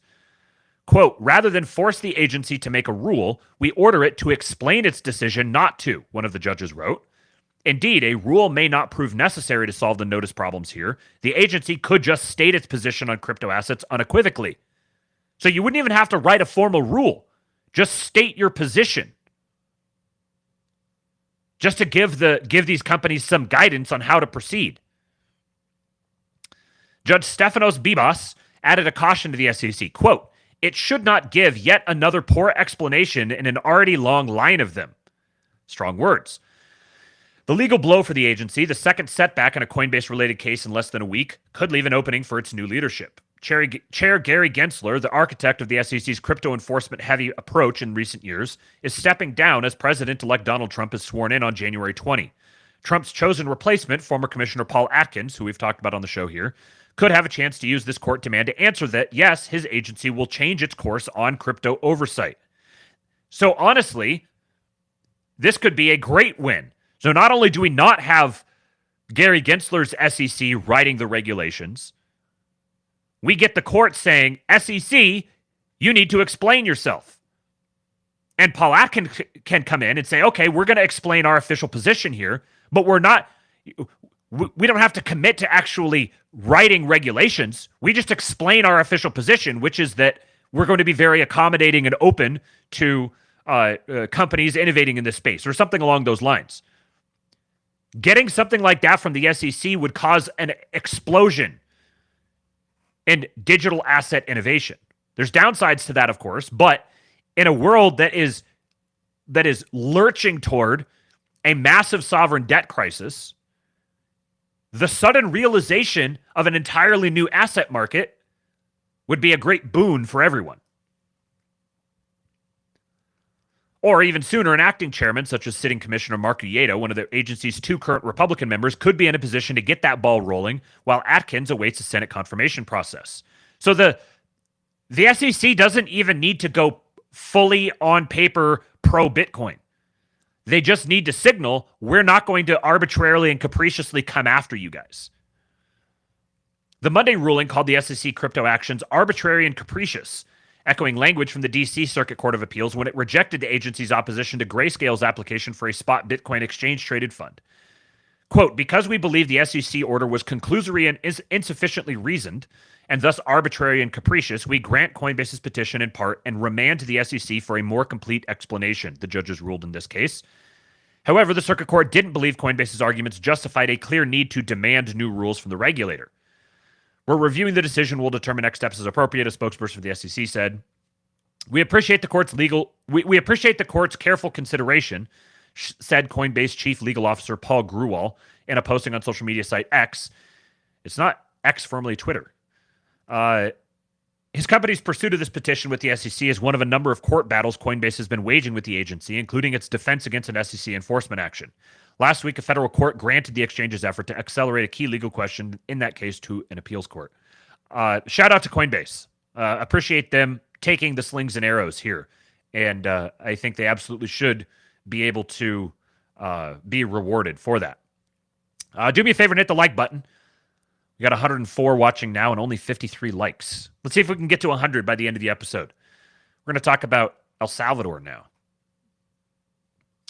So Tether is officially licensed in El Salvador, strengthening focus on emerging markets and innovation. Tether and its subsidiaries are about to complete all formalities to relocate to El Salvador, following the successful acquisition of a digital asset service provider license. TFTC says Tether announces relocation to El Salvador, solidifying its presence in the world's first Bitcoin nation. And, whoops. Wrong tab. Okay. Here's a couple of tweets from this. These are all ones that were retweeted by Bukele. This one from Alex Svanovic says, a company in El Salvador is the 18th largest holder of U.S. Treasury bonds, larger than Germany and Australia. Now, from following the crypto world for a little while, and particularly guys like Tom Luongo and Phil Gibson, Mr. Sue, Quiet Part Out Loud on Substack, I've come to understand how Tether has been used. It's been not officially, but informally. I was going to say sanctioned, but there's kind of a double meaning here. The Fed has been implicitly using Tether to maintain liquidity in the dollar Bitcoin market. So Tether is the 18th largest holder of U.S. Treasury bonds. Tether is a stablecoin that's pegged 1-to-1 with the dollar. And so they're basically the officially sanctioned mechanism by the Fed for maintaining that liquidity. And now they're moving from the Virgin Islands to El Salvador. I've suspected for a very long time, we've talked about it here on the show, that El Salvador is, that Bukele is I don't know if I'd call it a front, but Bukele has been installed in power and maintained and supported by American business and banking interests. And this is particularly interesting now, looking at the way that Trump's foreign policy is moving toward the Don Roe doctrine and an increased focus on Latin America. So Tether being relocated to El Salvador right now, having that be announced right now, as Trump is a week away from being inaugurated and basically officially establishing the U.S. federal government as a pro-Bitcoin power. This is a big deal. I don't know exactly what the implications of this are, but this is really reinforcing to me that Bukele is a front man for many of the same power bases that have installed Trump, and this signals, I think, a longer term pro-Bitcoin and a sovereigntist North American power base. Now the longer this goes on, the more I don't know exactly what to expect from Bukele. But I think we're seeing there was this Bill to Caesar effect that's happened with Bukele, with Milei, with some of these different right-wing leaders, or at least rhetorically right-wing in the case of Milei, who are laying the groundwork, laying the mimetic groundwork for something that the U.S. federal government can do.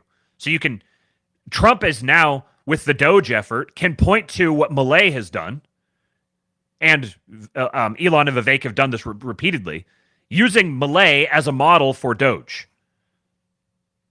So El Salvador, having their own Bitcoin reserve, having Bitcoin as legal currency, and now bringing Tether into the country, El Salvador is going to become an economic powerhouse. And it's going to be closely allied with the United States, but it also creates the ability to have a little kayfabe back and forth in certain cases, to use Bukele and El Salvador as a proxy for the U.S. sovereigntist interests. And I think that's what's happening. Another one here that Bukele retweeted from Eric Voorhees says, a company that earns roughly the same profit as Goldman Sachs is relocating to El Salvador. This is unfathomable a couple of years ago. El Salvador, the murder capital of the world. And now, a company that earns roughly the same profit as Goldman Sachs is relocating there. Chris Pavlovsky from Rumble says, planning the Rumble future with Tether's CEO, and it's looking fire. And Bukele says, you should move your headquarters here too. Autism Capital said, El Salvador is like Thanos collecting the free speech stones, Bitcoin, Tether, and coming for Rumble next. And Bukele, our philosopher king, our poster-in-chief, says, a small price to pay for salvation. I love our memeing heads of state. Related to this, Eric Prince quote tweets Bukele, says, congrats to El Salvador, the plan is working. Paciencia, which is something that Bukele has been tweeting a lot lately. Patience. This is what he's quoting, so let me translate it. Bukele says, our national navy has dealt a historic blow to drug trafficking in the first days of 2025, with 4 seizures carried out in a single mission, all in international waters, almost 1,000 nautical miles away, seizing a total of 4.3 tons of cocaine valued at more than $100 million. 4 vessels were intercepted and 9 drug traffickers of Ecuadorian and Colombian nationality were captured. This is a major blow to organized crime and drug trafficking. Operation 1. Our National Navy intercepted a vessel 990 nautical miles south of Bocana El Cordoncillo, Estero de Jaltepeque. On board, 2 Ecuadorian drug traffickers were transporting 1,560 kilos of cocaine valued at $38.9 million. Operation 2. In the same area, another boat was intercepted with 2 drug traffickers, 1 Ecuadorian and 1 Colombian. It's repeated the same thing. Operation 3. A third vessel was intercepted 850 nautical miles away. 2 Ecuadorian drug traffickers were carrying 599 kilos of cocaine valued at $14.9 million. Operation 4. Finally, 860 nautical miles away, a 4th vessel was detained with 3 Ecuadorian drug traffickers transporting 626 kilos of cocaine valued at $15.6 million. Now, where do you think these guys were headed? This is their location. So you've got the southern tip of Mexico here, Guatemala, and this was the region where they were intercepted and detained. What it looks like to me is Bukele is serving as a proxy for the Trump administration and maintaining the southern border. And I think that this is a preview of what's coming.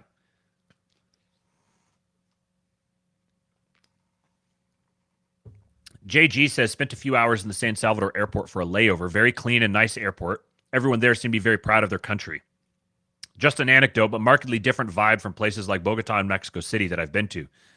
I was in El Salvador 22 years ago, and it was a dump. I mean, it was beautiful, but it was a dump at the same time. And it got way worse over the intervening 15 to 20 years. But now, I don't know. Like, I don't know what to expect from here, but I suspect that we're going to see whether it's Bukele becoming a model for Guatemala and Honduras and Belize and similar sorts of leaders rising up, or the Bukele, backed by American power, essentially expanding El Salvador to include these other nations. I think both of these possibilities, it's going to be one or the other. But it seems abundantly obvious to me that Bukele is a front for many of the same power bases that have aligned themselves behind Trump. So the Make El Salvador Great Again and Make America Great Again are parallel operations happening with a lot of the same deeper influences behind them. This here is in Forbes, the game theory driving nation-state Bitcoin adoption.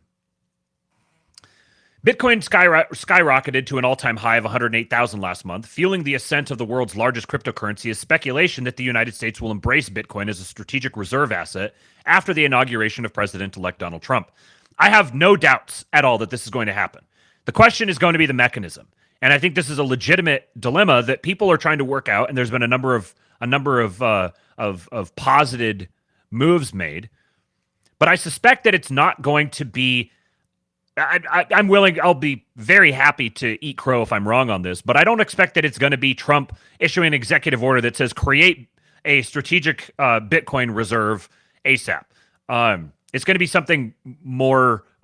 Pursue this. Let's be open to this. Let's do a research into this, or present me some kind of a proposal or something along those lines. But part of the dilemma with this is if Trump comes out and says we are going to establish a strategic reserve, Bitcoin strategic reserve. Bitcoin is going to moon like it's never mooned before. Getting the stamp of approval of the U.S. government like that. Getting the stamp of approval from the U.S. government implicitly is going to is probably going to be one of the biggest turning points in the history of Bitcoin for the better. Just implicitly, if it was to be an explicit policy order from Trump, then now you have the problem of the market running away from you, because part of the value of getting the strategic reserve. Part of the value of the strategic reserve is being the first mover, and there's some paperwork has to be done. There has to be a resolution on it legally, exactly how this can be done. And you could say it's stupid or gay or whatever, but this is the way that Washington works. There's going to have to be some sort of a determination that's made. So my suspicion, there's so many different ways that this could happen. But my suspicion is that the federal government is going to be acquiring Bitcoin by proxy, and nobody's going to know about it. And so the United States is going to effectively have Bitcoin as a strategic reserve asset before it's announced that it's that it's going to pursue this as formal policy, just so that they actually get that first mover advantage. But that first mover advantage is going to be absolutely profound. I don't know how to express this to you guys, apart from just telling you to go dive down a bunch of these same rabbit holes that I have. Maybe I bring someone on here to talk about it. But if the United States goes full bull on Bitcoin, the debt is going to be a non-issue. It's going to expand the asset capacity of the globe, really, but the United States being the first mover by a magnitude that is difficult to fathom, which is why it's going to happen. It's just a matter of time. Newcomers to digital assets may wonder how a U.S. Bitcoin reserve could drive such a monstrous rally. To understand how Bitcoin managed to appreciate more than 40% in value since Election Day, let's take a closer look at the game theory behind nation-state adoption, the logic behind a strategic Bitcoin reserve. Proponents of a strategic Bitcoin reserve believe that the United States has much to gain by being the first developed nation to fully embrace Bitcoin as a reserve asset. Their logic is straightforward. As with any new technology, the greatest benefits accrue to early adopters. And being the first G20 country to adopt Bitcoin as a store of value would all but require other countries to follow suit. The unprecedented success of the Bitcoin ETF serves as a compelling beta test for this idea. Earlier this year, the BlackRock Bitcoin ETF became the fastest growing ETF of all time, surpassing $10 billion in assets under management in just 7 weeks. The value of this ETF has since tripled. Today, it stands as the most valuable of all the 1,800 ETFs that have launched in the last 4 years. By being bold and by being early, BlackRock has reaped enormous rewards for pushing the Overton window in favor of Bitcoin. So too, the thinking goes, would the United States. BlackRock's embrace of Bitcoin sent a clear signal to the rest of Wall Street. Bitcoin is a legitimate asset class and is worthy of institutional adoption. By the same token, the United States' embrace of a strategic Bitcoin reserve would send a clear signal to the rest of the world. Bitcoin is a form of digital gold and is worthy of treasury adoption. And by being the first developed nation to hold Bitcoin as a reserve asset, the United States would benefit most from the explosive network growth that would follow. This is the pro-Bitcoin argument for the strategic reserve in a nutshell. To break it down further, consider looking at the idea through the lens of game theory. Satoshi's logic applied to nation states. Most traditional economists miss Bitcoin because they fixated on its technical properties and its practicality as a form of money, while altogether ignoring the game theory behind its adoption. Satoshi Nakamoto described this game theory in a Bitcoin talk forum as far back as 2009. Quote, "It might make sense just to get some in case it catches on. If enough people think the same way, that becomes a self-fulfilling prophecy."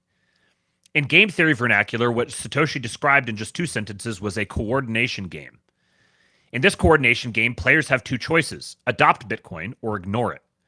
If players assume the Bitcoin network will continue to grow, as it has exponentially for the last 15 years, there's only one rational choice: adopt. Why? Because, assuming continued price appreciation over the long term, any player who ignores Bitcoin will put themselves at a competitive disadvantage against those who adopt. Consider the game theory matrix below to better visualize the dynamics at play, and note the Nash equilibrium circled in orange. In game theory, the Nash equilibrium describes the most rational choice an actor can make based on the choices of other actors. So country A, adopt A, country B, adopt A, and then country A, not adopt. So, okay, country A, adopt, country A, not adopt, or country B, adopt, and country B, not adopt. And so if country A and country B both adopt, then you end up getting, like, people spend a lot of time focused on how Bitcoin doesn't do this, or how would it do this, or how would it get its way into this market, or whatever. None of that stuff, all that stuff is tangential to the point that the more Bitcoin grows, the more Bitcoin is going to grow. Because as Bitcoin continues to grow, people begin adopting, and then people begin adopting because people are adopting, and then they keep adopting because people keep adopting. And once nation states get in on it, it starts off with a small group of people, then it gets to a larger group of people, then it gets to smaller companies, then it gets to larger companies, then it gets to smaller governments, then it gets to the largest governments. And the longer that this track record bears itself out, like 15 years is more than 5 years. Next year it's going to be 16, and then 17, and then 18, and then 19, and then 20. And as it continues, even it could fall off from, it's been something like 70% year over year on average. It could fall off from that dramatically, and it would still be the best performing asset in the market. Bitcoin has the capacity to recapitalize the entire world. It functionally, technologically has that capacity. It's just a matter of adoption. And having any large nation state choose to adopt it is massively bullish. But having the United States take a pro-Bitcoin position renders all of the theory selling about Bitcoin null. The mere act of the United States taking a pro-Bitcoin position, regardless of what you think about Bitcoin, is going to moon Bitcoin. This is not investment advice. I'm not heavily invested in it. I've got a little bit. I don't have a lot of money to put into it right now. But I'm just telling you, it's coming. You can position yourself for that or not. The point, economists can quibble all they want about the merits of Bitcoin as a form of money, but they can't ignore that the Nash equilibrium in a coordination game driven by positive network effects is to cooperate with other players. That is, buy Bitcoin. This logic has been the rocket fuel behind Bitcoin's meteoric rise across 3 levels of adoption. First, among individuals, then institutions, and soon, nation states. If Bitcoin's recent price action is any indication, we appear to be in the opening minutes of nation-state adoption. The clock is ticking. In a game like this, there's no calling timeout. The question is, will the United States pick up the ball, or will other countries get there first? And As of today, Italy's largest bank, Intesa San Paolo, begins buying Bitcoin. Leaked internal emails document celebrations over the, quote, first transaction of 1 million euros for 11 Bitcoin. The incoming administration could not be more clear about their bullishness, and the entire market is reacting to it. Italy's largest bank. So Maloney, who's a pretty obvious front for the U.S. military, for the Pentagon.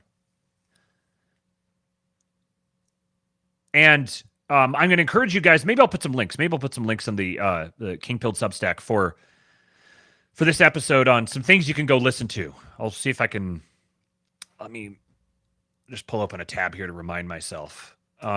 Luke Groman is one guy to listen to on this. And he's well connected, and he's been talking about how the rumblings he's hearing is that regardless of the initial where Bitcoin came from to begin with, whether it was, some coders or U.S. national security apparatus project or whatever, the rumblings that he's hearing, which absolutely squares with everything that I've tracked over the last couple of years, is that this move toward Bitcoin by the incoming administration is something that is happening as a matter of national security that's being motivated by the Pentagon. Do with that what you will. They've basically said this whole world of fiat currencies and the financialization of everything has become a matter of national security for the United States. Offshoring all of our manufacturing, gutting out our industrial capacity is now a matter of national, legitimate national security. And the Ukraine war is what really laid that bare. That the United States does not have the industrial capacity right now to sustain a protracted war against a peer competitor. And so we're seeing the death of the fiat system that has reigned for the last, depending on where you draw the line, the last 50 plus years. It's going the way of the dodo, and that's being facilitated by American military interests who have recognized properly that this cannot be sustained and the United States maintain its sovereignty. I would say the United States has actually never truly had its own sovereignty. We're moving in that direction now. But what I'm telling you, you can believe me if you want, you don't have to believe me, but I'm telling you, the United States formally adopting a Bitcoin reserve is a matter of national security motivated by military interests. This is not just a bunch of economists, it's not bankers. The bankers are going to get on board because the military is going to tell them to. And the smart ones are going to be leading the charge because they recognize the potential for it. Meanwhile, in Europe's largest pension fund says it sold its entire $585 million stake in Tesla in Q3, partly due to Elon Musk's compensation package. The fund voted against it and thought it was exceptionally high. So Elon Musk's compensation package that this judge in Delaware has been dicking him around about, Europe's largest pension fund decided they voted against that compensation package. They said he's going to get paid too much money, so we're going to try to shoot it down. And so they sold their entire stake. They had a $585 million stake in Tesla. They sold it all. As part of, this is absolutely part of the EU's war on Elon Musk. They thought, we'll get him. We're gonna do it to him. We're gonna sell our entire stake. Haha, take that, Elon. If they'd held, their Tesla stake would now be worth over $1.1 billion.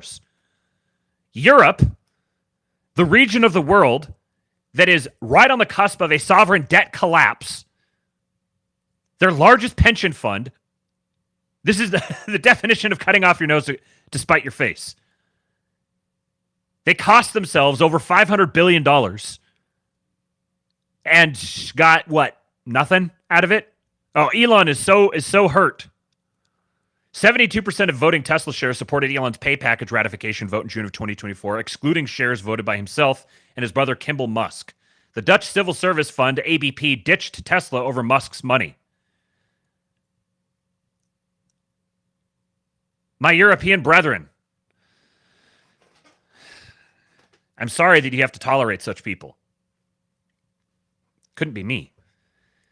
John Longworth here says, pound plummets to 14-month low as Fitzy slumps after gilt yield soar. The chancellor must go. Labrador Skeptic has a good take on this. He says, what's happening to the pound can be thought of as an intelligence test for the UK. The UK shows what happens when a nation goes another 5 to 10 years down the current path of the US. The UK has mostly deindustrialized and does not produce enough goods to pay for the goods it imports that are necessary for the daily standard of living in Britain. Instead, the UK is a service sector economy that is primarily focused on the internal redistribution of wealth. Not surprisingly, its trading partners don't value that. So the UK economically survives by selling gilts to other nations, their equivalent of treasury bonds. The UK supports its standard of living by going ever more in debt every month to the rest of the world. The rest of the world is getting tired of this arrangement, the pound is falling, and the formerly great UK is in bad, bad trouble. There are parallels with the US. The UK is just further down the path. Instead of solving these problems, the UK elites are doubling down. They're importing huge numbers of foreigners and then putting these people on the dole on arrival, increasing the shortfall in what is produced versus what is consumed, as well as the deficits that must be financed by the rest of the world. What is still holding Britain together is nothing real but its financial sector. Yet the path of the UK is taking is also slowly destroying its last source of financial strength. Other nations are not interested in investing their savings through a nation that is increasingly becoming a third world dictatorship. That money is likely to move to Wall Street temporarily. The longer the US follows the same path, the shorter the remaining time to deindustrialize, while the political focus remains on the redistribution of service sector wealth, with the national standard of living being dependent on imported real goods that can only be paid for with ever-increasing debt. And that money is likely to move to Wall Street. So think about this. You have this incoming administration that's focused on the rapid reindustrialization of the country while they're adopting a pro-Bitcoin position, and the U.S. financial sector is pivoting in that direction. And there's a sovereign debt collapse coming in Germany, but in Europe largely, or broadly speaking. And all of that money fleeing Europe is going to go somewhere. Where is it going to go? This is the context for this incoming administration. They're basically turning the United States into a gigantic basket to catch all of this investment.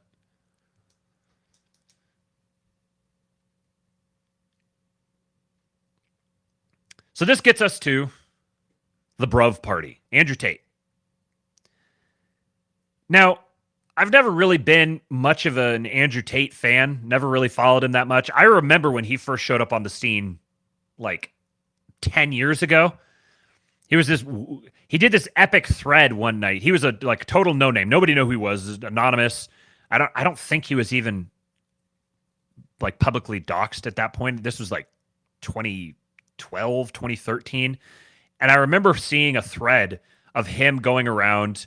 This is probably the of Wudan days. That was his handle, of him like going around in the nightlife in the UK doing his shtick. And he's just never been my cup of tea. Don't really find him that funny. Think he's kind of a goofball. However, what's happening with the Bruv Party, I think, is much bigger than Andrew Tate. This isn't just Andrew Tate memeing. I feel pretty confident that I think he's been an asset for. He's been recruited as an asset for some sort of military intelligence or something like that for a long time. And of course, when everyone hears that, they automatically think, "Oh, well, this is Mossad or the CIA or MI6," and I think that's plausible. But as I've said in the past, when you see a psyop now in the current time, don't automatically assume that psyop is from the regime. And the way that Andrew Tate is being positioned, because I think Andrew Tate is a pawn that's being positioned by someone. He's being directed at the city of London. That's what's happening here. I said in a past episode that I think the odds of Andrew Tate actually becoming the British Prime Minister are not zero. They're not great. They're not zero. I know that Jason is a little bit more bullish on him than I am, I think. I think he said something like 50-50. And I think it's good to recognize this reality. This is the new state of politics. Guys like Andrew Tate, guys like Conor McGregor. This is the trajectory of politics. You had the Facebook president, Obama. Then you get the Twitter president, the movie star president. You get guys like Kanye who are building presidential campaigns. Some of this stuff is for the memes and some of it's not. This is something to keep in mind with respect to California and whoever replaces Gavin Newsom. But we're going to see more Andrew Tates taking office than we are Hillary Clinton's. This is the trajectory we're moving in. But either way, whether Andrew Tate is actually elected prime minister, which again, I don't think is likely, but I also think you can't completely write it off as a possibility. The agenda that he's running on is like a dirty bomb being thrown into British politics. And it's going to redefine British politics, I think. So this is what he says. So he says, yes, bruv, the Britain Restoring Underlying Values Party will restore the once great Britain. As leader, I'm held fully accountable. If the plan has not been actioned within 45 days of power, I will step down from leadership. No delays, charter below. Join the movement. So as I read through these things that he's proposing, don't think of them just in terms of their connection to Andrew Tate. Think of Andrew Tate as someone who's being propped up by particular interests who want to get these things into British politics. They're pushing these kinds of things into British politics. Number one, a time-limited mission of accountability. This isn't about empty promises or lifelong careers in politics. It's about results. Everything I pledge comes with a strict time limit. If I don't deliver, I step down. No excuses, no hiding, no second chances. Unlike the career politicians who cling to power while achieving nothing, I will hold myself accountable to the same standard I demand from others. If I fail, I face the consequences, because leadership is about service, not self-preservation. This is a mission, not a reign, and it ends the moment it stops delivering for the British people. We can save Britain quickly with immediate and decisive action. Unapologetic, relentless, for Britain. Britain! Drive my Bugatti!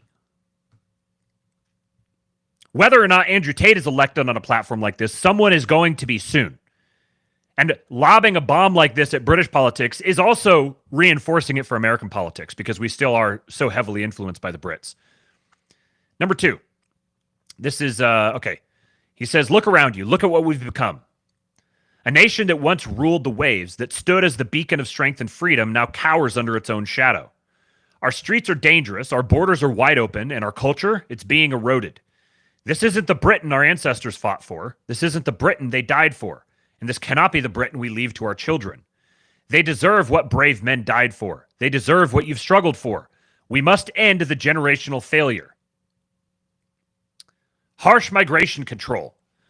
Over 45,000 illegal migrants arrived on our shores last year, each one costing you, the British taxpayer, £15,000 annually. This is not something that someone who lived in Britain would be able to post. That's interesting context here. He's a British citizen. We'll get into the Romania connection here in just a minute. He's a British citizen, so I think he probably legally could be the British Prime Minister. I'm not fully read in on all the nuances of British law. I really could care less. But I can hear the guy. You're weighing in on it. You don't even care. Yeah, sorry. Not sorry.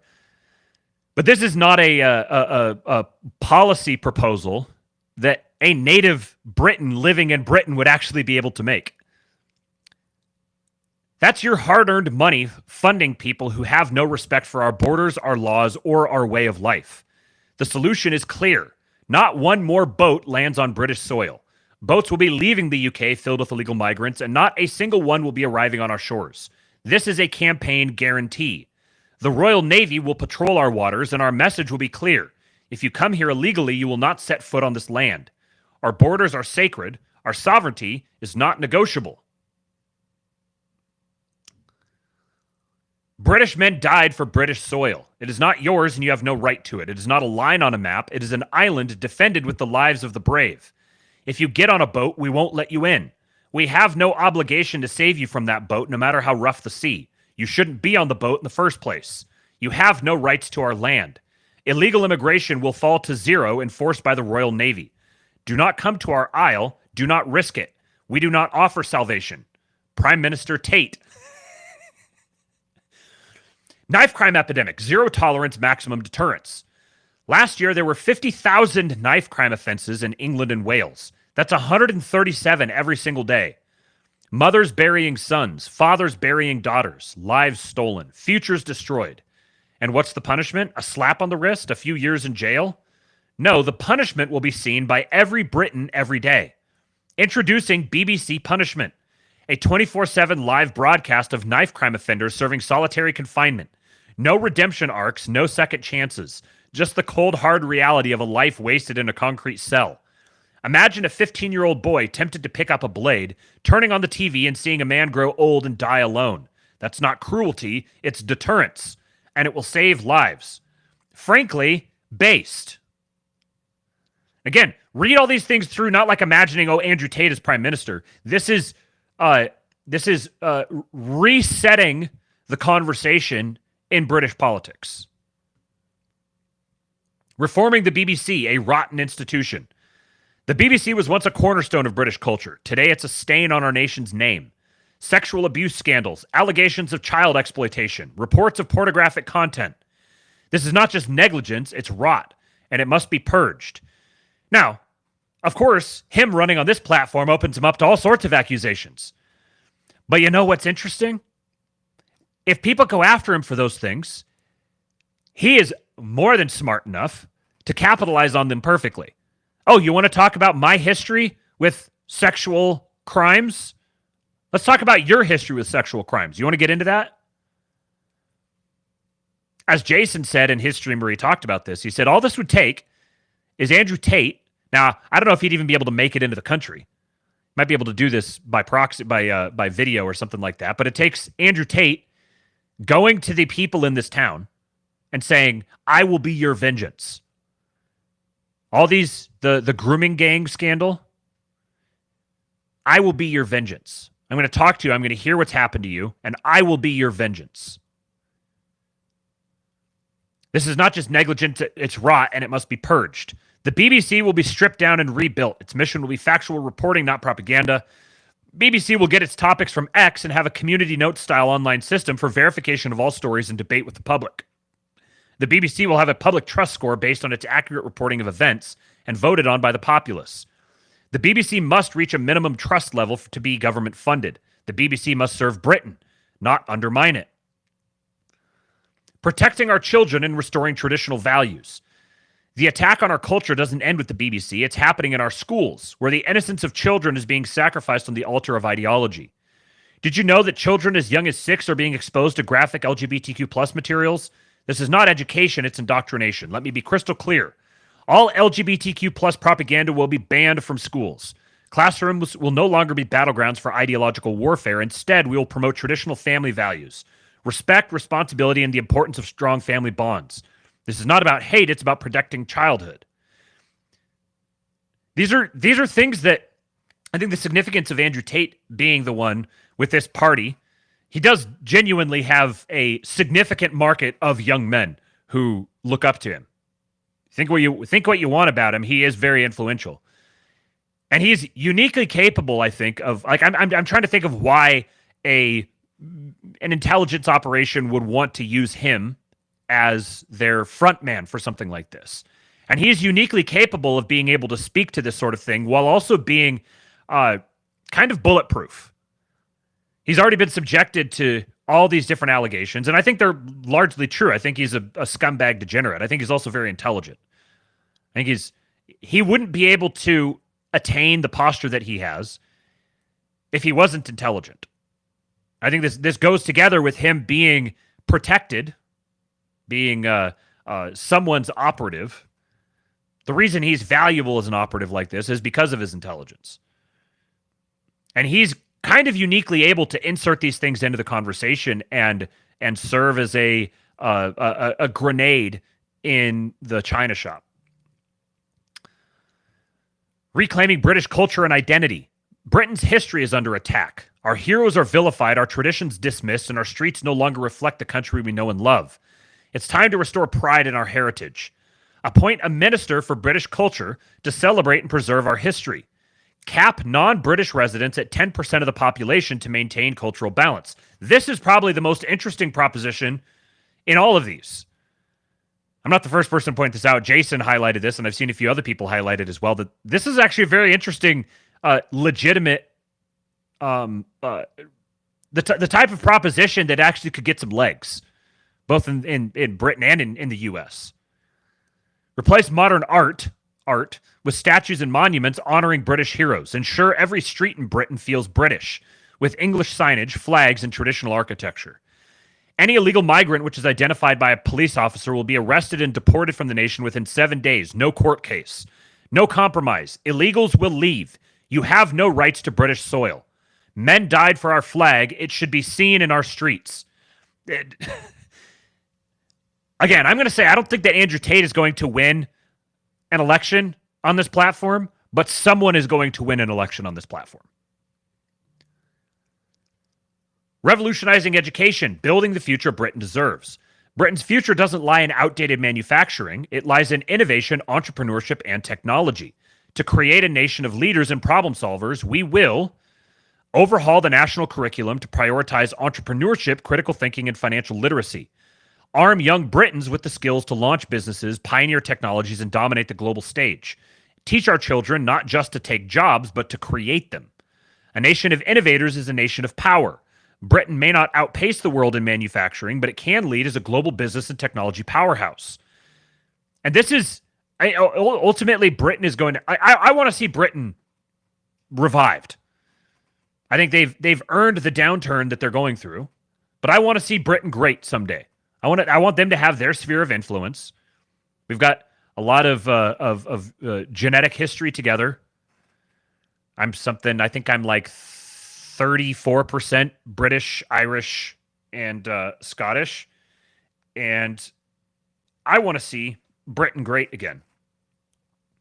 But it's never going to be the global superpower that it once was. And that this is an implicit admission of that. You can't be a global superpower without being able to outpace the world in manufacturing. You have to be able to maintain your own industrial base and your ability to manufacture your own goods. If you can't do that, you're not going to be able to be a global superpower. But they could be very powerful. The transformation starts in our schools. We'll teach every child the value of hard work, the tools to succeed, and the drive to build a future where they can provide for their families and thrive in a competitive world. Investing where it matters. For decades, Britain has spent £14 billion annually on foreign aid, much of it going to countries that later send migrants to our shores, costing taxpayers even more. While we fund other nations, our own communities are being neglected. Nearly 1 in 5 schools in England is rated inadequate or requires improvement. Some areas face infrastructure deficits with crumbling roads, underfunded public transport, and dilapidated community centers. Meanwhile, foreign aid recipients often misuse these funds with little accountability or benefit to Britain. No more foreign aid, no more foreign wars. Foreign aid spending will be cut to zero. Every single pound will be reinvested into rebuilding Britain, modernizing schools, repairing facilities, and ensuring every child learns in an environment that inspires success. Billions will fund infrastructure projects to rejuvenate neglected towns and cities, giving communities the resources they need to thrive. The British military will no longer be a tool for global conflicts. The Minister of Defense will have one mission: defend our borders and our sovereignty. The channel will be secured, our shores protected, and every ship, plane, and soldier will serve only the interests of the British people. There is no justification for sending men, weapons, or resources to foreign wars when Britain is under siege at home. The military's focus will be singular: the protection of our homeland. Sovereignty starts here. Prioritizing the NHS, healthcare for Britons first. It's fascinating how many of these themes are they just have their own spin from nation to nation, but the West, broadly speaking, is dealing with all of the same issues. And the existence of someone like Andrew Tate with the Bruv Party is itself a sign of the rousing repudiation of all of this. The NHS is in crisis. Waiting times are at an all-time high, with 7.6 million people waiting for treatment as of 2023.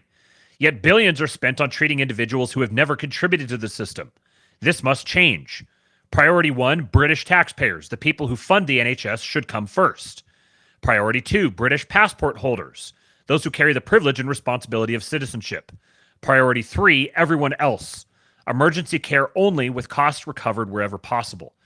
Did you know the NHS spends £500 million annually on health tourism, treating people who travel to the UK solely for free healthcare? This is unsustainable. The NHS exists to serve the British people, not the world.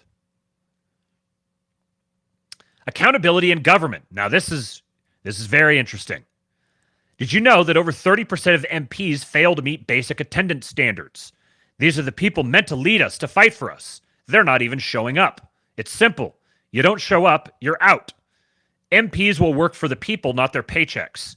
Weekly referendums powered by blockchain will give every Briton a voice on the issues that matter most. We're not just taking back our borders, we're taking back our democracy. And here we see another big peek into what I would suspect are the influences behind Andrew Tate. Jason's made his AI Congress case, and I would say that AI Parliament is similarly on the horizon. Zero tolerance on crime. If you're a non-citizen and you commit a crime here, no matter how small, you're gone. Instant deportation, zero appeals. For those born here, we'll put 25,000 plainclothes officers in London alone. Violent offenders will face the full force of the law, and police officers will meet strict physical standards. Britain will once again be a safe place to walk, to live, and to thrive. Politically Catholic says, worth noting, the city of London is half of the UK's GDP. If Tate focuses all of his effort on just unfucking London, he will effectively unfuck the whole country. Good point. And again, this is establishing a big ask. So Tate doesn't have to win an election. He just has to have a voice within it and influence it as the vision of a third party. Sort of in the United States, it's like, oh, the libertarians, maybe our first goal isn't we're going to win an election, but we might be able to decide an election. If you ran a candidate that got 10% of the vote, you'd force the other parties to have to cater to you, have to pander to you. So Andrew Tate is someone who can absolutely be astroturfed by foreign influences, which I do think this is exactly what it is. I don't think there's any British influence that's trying to pull Andrew Tate in. This is absolutely foreign influences that are using Tate as a grenade to force the other parties to have to begin adapting themselves around his talking points. A transparent and fair tax system. The current tax code is a labyrinth, punishing success and driving talent away. That ends now. A new simplified tax code that can be understood in under 20 minutes. No hidden pitfalls or penalties for getting richer. Success will be rewarded, not penalized. This will stop the exodus of Britain's brightest and ensure that prosperity stays within our borders. A brand new tax code for cryptocurrency, there you go, working with industry leaders to encourage investment in this innovative and world-changing technology. The UK will not be left behind. Restoring masculinity and strength, the foundation of a thriving nation. Weak men build weak nations. Britain's decline is rooted in a culture that has forgotten the value of strength, discipline, and resilience. To restore our nation's greatness, we must rebuild its backbone. Strong men who protect, provide, and lead. Boxing and wrestling in schools. Discipline, courage, and perseverance aren't taught, they're forged. By bringing boxing and wrestling back into schools, we will empower young men to channel their energy, learn self-control, and develop resilience in the face of adversity. These sports don't just build physical strength, they instill mental fortitude and a sense of purpose. A generation of disciplined young men will rebuild the character of our nation and restore pride in what it means to be British. Licensed armed security. A nation that can't protect its streets can't protect its future. London must no longer be a city ruled by fear, where ambition and achievement are overshadowed by crime. By making licensed armed security accessible, we will ensure that our capital is a beacon of safety and opportunity. This policy isn't about aggression, it's about deterrence and control. A secure Britain is a Britain where families, businesses, and communities can thrive without fear. Strength, both physical and moral, is the foundation of every great nation. Britain's revival starts with restoring the virtues of masculinity, discipline, responsibility, and courage. Strong men don't just build strong nations, they inspire them, and Britain's men will lead the way. Britain needs warriors, not worriers. I mean, take this away from this whole platform. Don't associate Andrew Tate's name with it, and it'd be very compelling.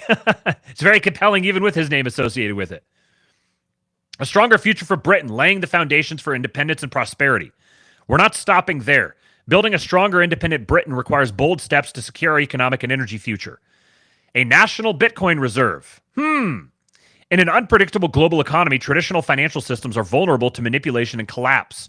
A national Bitcoin reserve will future-proof Britain's economy, giving us a decentralized, inflation-resistant asset that ensures stability and shields us from economic coercion by foreign powers.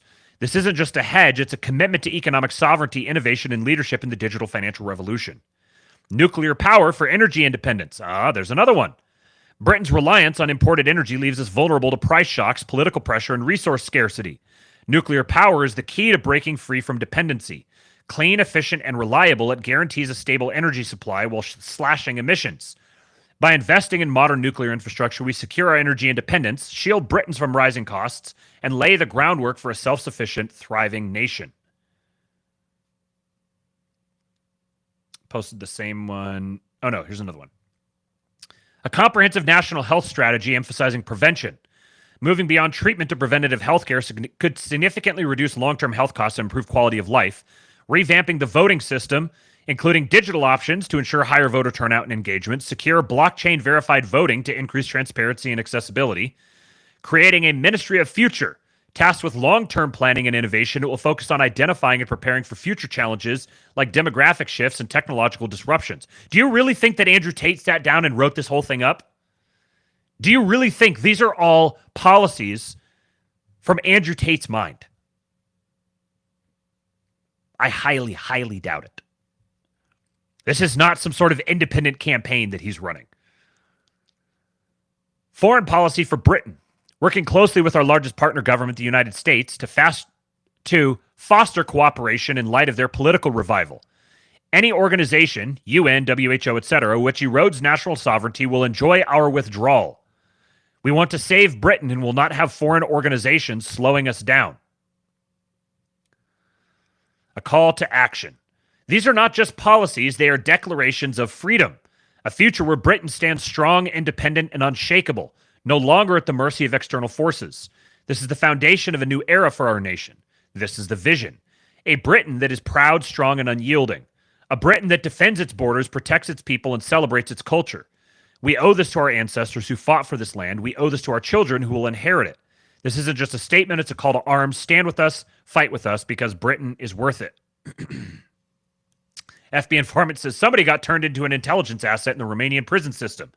Now, I'm reminded of, I thought of this when I was prepping the show and didn't have time to go get the link to it.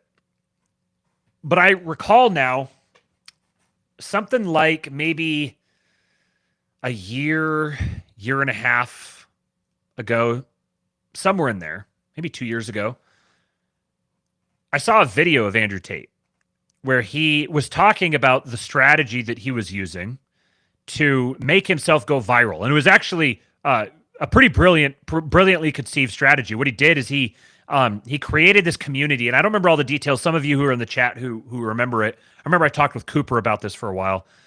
You could chime in if I'm forgetting some details, but he got these, it was like a mentorship sort of program that he advertised, and he got people to come in. And then part of the project was they had to take his content, clip it up, and make it go viral, game the algorithms to make it go viral on Instagram and TikTok themselves. And it forced him into virality. And this is where he really went from being kind of like a niche celebrity that people didn't know that much about to being much more of a household name. And then they benefited themselves from the monetization of their own accounts getting built up really quickly. And then he benefited from it by them directing people back to him. So it was actually a pretty brilliantly gamed algo gambit. And at the time that he did that, he said something along the lines of, this is just the beginning of my plan. That he made, I wish I need to see if I can find the video to actually share it, but it was something to the effect of, you're going to be hearing more from me. And it signaled that he was going to wind up having his name associated with, being some sort of major celebrity or government official or something like that. At the time, I remember being like, okay, this is a good sales pitch. He's a very confident fellow. And yeah, he's good at gaming social media algorithms and, but in 2025, being really good at gaming social media algorithms is a very useful skill to have. In the age of the celebrity politician that we're moving toward, we're actually squarely in. We have been since Trump really revolutionized everything. I'm looking back on that now, remembering him saying that, and I can't help but acknowledge, regardless of what I may think of the man, he's following through on what he said. Now, I do think, as FB Informant says, someone got turned into an intelligence asset, and I wouldn't be surprised if he was an intelligence asset before that. But it is very interesting how he seemed like he was in deep shit in Romania, and then all of a sudden, he was just out. Everything went away. Huh. Curious. Very interesting. And that connection to Romania adds some additional color to this. Now, let me look at some of these comments from you guys. Bryce says, it's interesting how all the Protestant accounts I follow are starting to talk again about Tate. He strikes a nerve in them. He actually reaches young men, unlike them. That's really the thing about Andrew Tate is regardless of your thoughts or feelings on him, he's very, very good at getting people to talk about him. Like everybody has an opinion about Andrew Tate. Anybody who's heard of him. You can't hear of Andrew Tate or know about Andrew Tate without having a really strong opinion about him. He's very provocative. He's obviously very intentionally provocative, which is part of the reason why I withhold getting really energized about him. I'm not going to have a really strong feeling one way or the other because his entire goal is to make people have strong feelings about him. His goal is to be polarizing because if you have a bunch of haters, you're going to have a bunch of powerful devotees as well. A sign of success is having a whole bunch of haters. So that is a strategy that people use. And so I'm not going to, if I just decide, okay, I'm one of his haters, well, now I'm just playing into his strategy. Politically Catholic says, make London a safer, wealthier, whiter place to live. And that basically fulfills his entire platform of promises. The job of making the UK great again is really not difficult at all. Mark Metz says, saw a clip on the timeline of the Tate brothers dancing. They both look kind of gay, but Tristan actually appeared to be the alpha of the two. Not sure what it means, but do with that what you will. Yeah, it is interesting that Tristan is always around, but like looking at it from the outside, I would be like Tristan is Andrew's handler. That's kind of how I would read it. I don't know if that's what you're hinting at, but that would be my guess. So the connection with Romania here is at the same time that he's doing this, Romania is very much in the news, in large part because of this comment from Thierry Breton, who was the EU bureaucrat that decided to try to go to war with Elon last year and got promptly thrown out on his ear. And in an interview just recently, the former EU commissioner admits that the EU was responsible for the cancellation of the elections in Romania. Quote, we did it in Romania, and we will do it in Germany if necessary. So this is from this article. Oh, man, I had it. Okay, translate. Here we go. Translate to English. Former EU Commissioner Thierry Breton openly admits that the elections in our country were canceled at the behest of a foreign power. We did it in Romania. We will do it, if necessary, in Germany. Former European Commissioner Thierry Breton said on Thursday, January 9th, that Elon Musk's interference in the upcoming German elections could lead to the annulment of their results. They're just saying it out loud now. Many EU leaders have expressed concerns over Musk's support for the AfD. Thierry Breton, however, appealed for calm over the ex-boss's views. Freedom of expression is a fundamental element in Europe, Breton said on RMC. Then he gave the example of Romania, where the December 8 elections were canceled, suggesting that the same thing could happen and this is probably supposed to be in Germany. Basically, Breton half-heartedly admitted that the elections in our country were canceled at the behest of a foreign order. His details contradict the official narrative that the presidential election was stopped by the Romanian judiciary. Quote, Let's enforce our laws in Europe when they risk being circumvented, and they can, if not enforced, lead to interference. We did it in Romania, and obviously we will have to do it, if necessary, in Germany, Breton said. He also expressed his views on the regulation of social networks as one of the pioneers of censorship in the EU. He stated that the American billionaire must obey European rules. Musk must respect European rules. With the AFD, they must be followed. It is obvious that we will take all measures to ensure that they respect the law. If they do not respect it, there are fines and the possibility of a ban, he added. And the backdrop of all of this is that Josh Ham says, did you notice that when Andrew stumbled over a word on the teleprompter that Tristan gave him the correct pronunciation? Andrew took the correction and rolled on. Pretty sure Tristan is the brain. Yeah. Yes. The background of all of this is that NATO is building the largest military base in Europe in Romania right now. And I had a story on this that apparently I didn't open. I thought I did. So I'll have to find it and maybe talk about it in the future. But the intent essentially is that this base is being built for the purpose of provoking Russian hostilities. And it's the backup plan for Ukraine. A couple other stories, some wholesome stuff on Romania here. Been going for a long time, so I'm going to start wrapping. But first of all, St. Isaac the Syrian says, animals smell paradise and go to the saints. This is Elder Macarie of Romania feeding deer in the snow.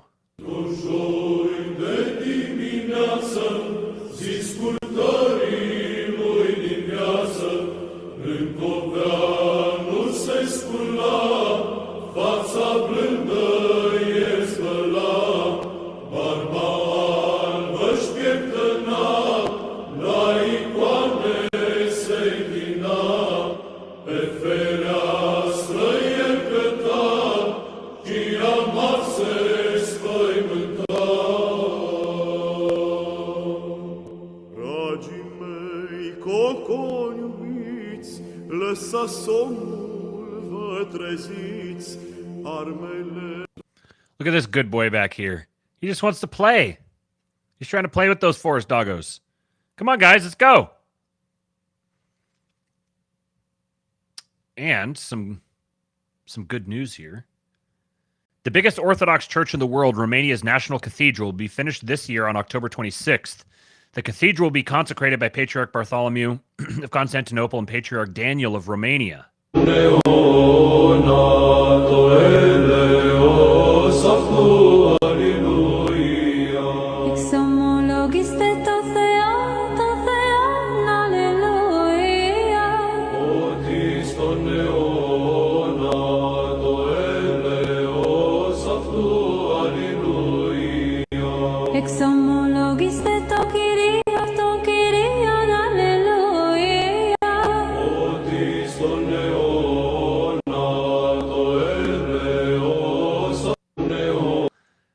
Let us enter a cathedral building era. These locations are powerful. Building a cathedral and consecrating it in Romania is one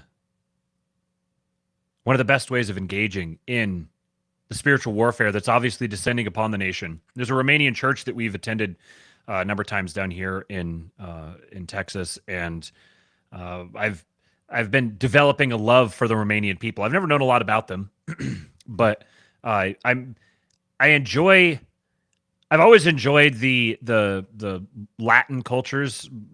Started learning how to speak Spanish when I was pretty young, and I spent a lot of time in Mexico, Salvador, Honduras, and I've always loved the Latin spice and culture. And then since becoming Orthodox, I basically knew nothing about Eastern Europe, and it wasn't really on my radar, but I've developed a deep appreciation and love for the Slavic people. And Romania is fascinating because it's kind of like a mashup of the two. You have like the Slavic, what is it? The vibe, I guess. But then it also has the Latin spice. So you kind of get like the somber discipline of the Slavs, and then you get the joyful spice of the Latins. And it's beautiful. Some details on this. I asked Grok for a breakdown on this because the number one, I wanted to check to see if it was actually legitimate. It says Romania's national cathedral, officially known as the Cathedral of the Salvation of the Nation, is a significant religious and cultural landmark in Bucharest. Here's an overview. The idea for a national cathedral in Romania dates back to the 19th century, but actual plans were solidified after the fall of communism in 1989. The project was seen as both a spiritual and national endeavor, symbolizing Romania's rebirth and identity after decades of communist rule. Construction began in 2010 after years of planning, discussion, and securing the necessary funds. The cathedral blends traditional Byzantine architecture with modern elements. It was designed to reflect the architectural style of Romanian Orthodox churches, with influences from historical structures like the, I have no idea how to pronounce this, Curtea de Argis, something along those lines, cathedral.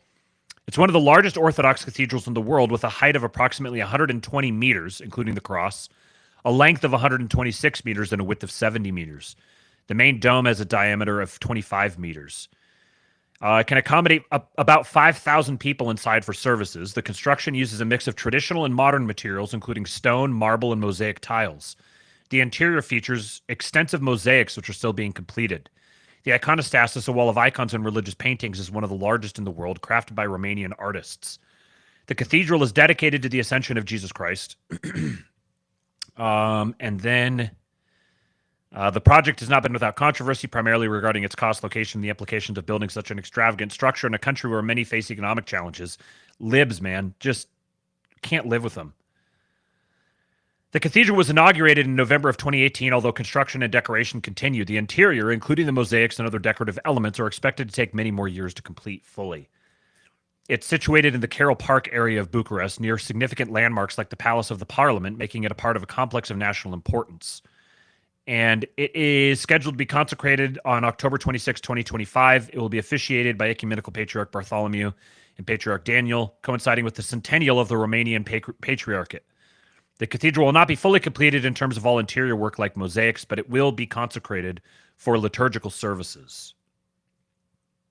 And then, lastly, speaking of Eastern Europe,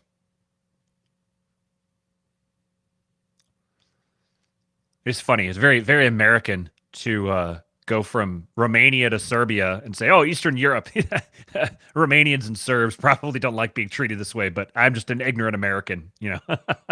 So Elon says, just a coincidence about this video here. Stephanie Tyler, she says, so let me get this straight. Nikola Tesla dies, and the only person allowed access to his safe, the one containing all his most secret inventions, is John G. Trump, a brilliant MIT scientist, and oh yeah, Donald Trump's uncle, who conveniently says, nothing to see here, while the government quietly packs up Tesla's life work.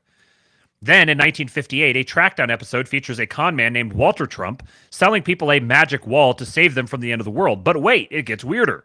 Back in the 1890s, Ingersoll Lockwood writes about Baron Trump, a kid from Castle Trump going on wild adventures with a guide named Don, and then writes The Last President, where chaos breaks out in America after the election of an outsider. Fast forward to 1953, and Werner von Braun, the father of rocket science, publishes a book about humans colonizing Mars led by a guy literally called Elon. And today we've got Elon Musk, who runs Tesla, named after Nikola Tesla, and is obsessed with getting us to Mars and is not only working with Trump, but quite literally got him elected and has even visited his magic wall. How is this not the wildest, most ridiculous, too weird to be real conspiracy of coincidences ever? Here's a video associated with it. They say art imitates life, but in this case, is art a prophecy? Author Ingersoll Lockwood wrote a series of books over 100 years ago about a super rich kid named Baron Trump. One of the books is titled Baron Trump's Marvelous Underground Journey. The fantasy book tells the tale of a boy named Baron Trump, who of course makes his home in Castle Trump. The narrator of the story is a guy by the name of Don. The book supposedly tells the tale of Don, the master of masters, taking young Baron through a time-traveling portal to Russia. The last pamphlet written by Lockwood is entitled The Last President, which takes place in New York City and describes the chaos America faces after the election of an unlikely candidate. So there you go. There's your little schizo blurb for the day. As Bryce says, Patriots in control.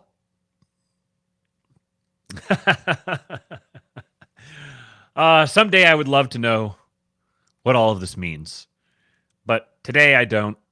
I just appreciate I appreciate the schizo world. I appreciate the schizos. That's why I do a schizo stream every Friday evening in the King Pill Discord. Go over there if you'd like to support the show. That's all I got for today. Go to kingpill.com. You can sign up for the Discord. Join us in there. You can help me pay some bills. Buymeacoffee.com/kingpilled. There's also a Cash App link in the description. Follow me on Twitter, on X, @RealKingPilled. Do me a favor and hit the like button on your way out. Make sure you're subscribed to the channel. Go to kingpilled.substack.com or just search Kingpilled on Substack, and you can get a link to the links to all the stories that I covered on the show today. And yeah, I will be back tomorrow with another episode of the Astrolabe. Appreciate you labers, you Labians, you Astrolabe folks. For now, I give you Hulk. When they took a shot at my hero and they tried to kill the next president of the United States, enough was enough. And I said, let Trumpomania run wild, brother. Let Trumpomania rule again. Let Trumpomania make America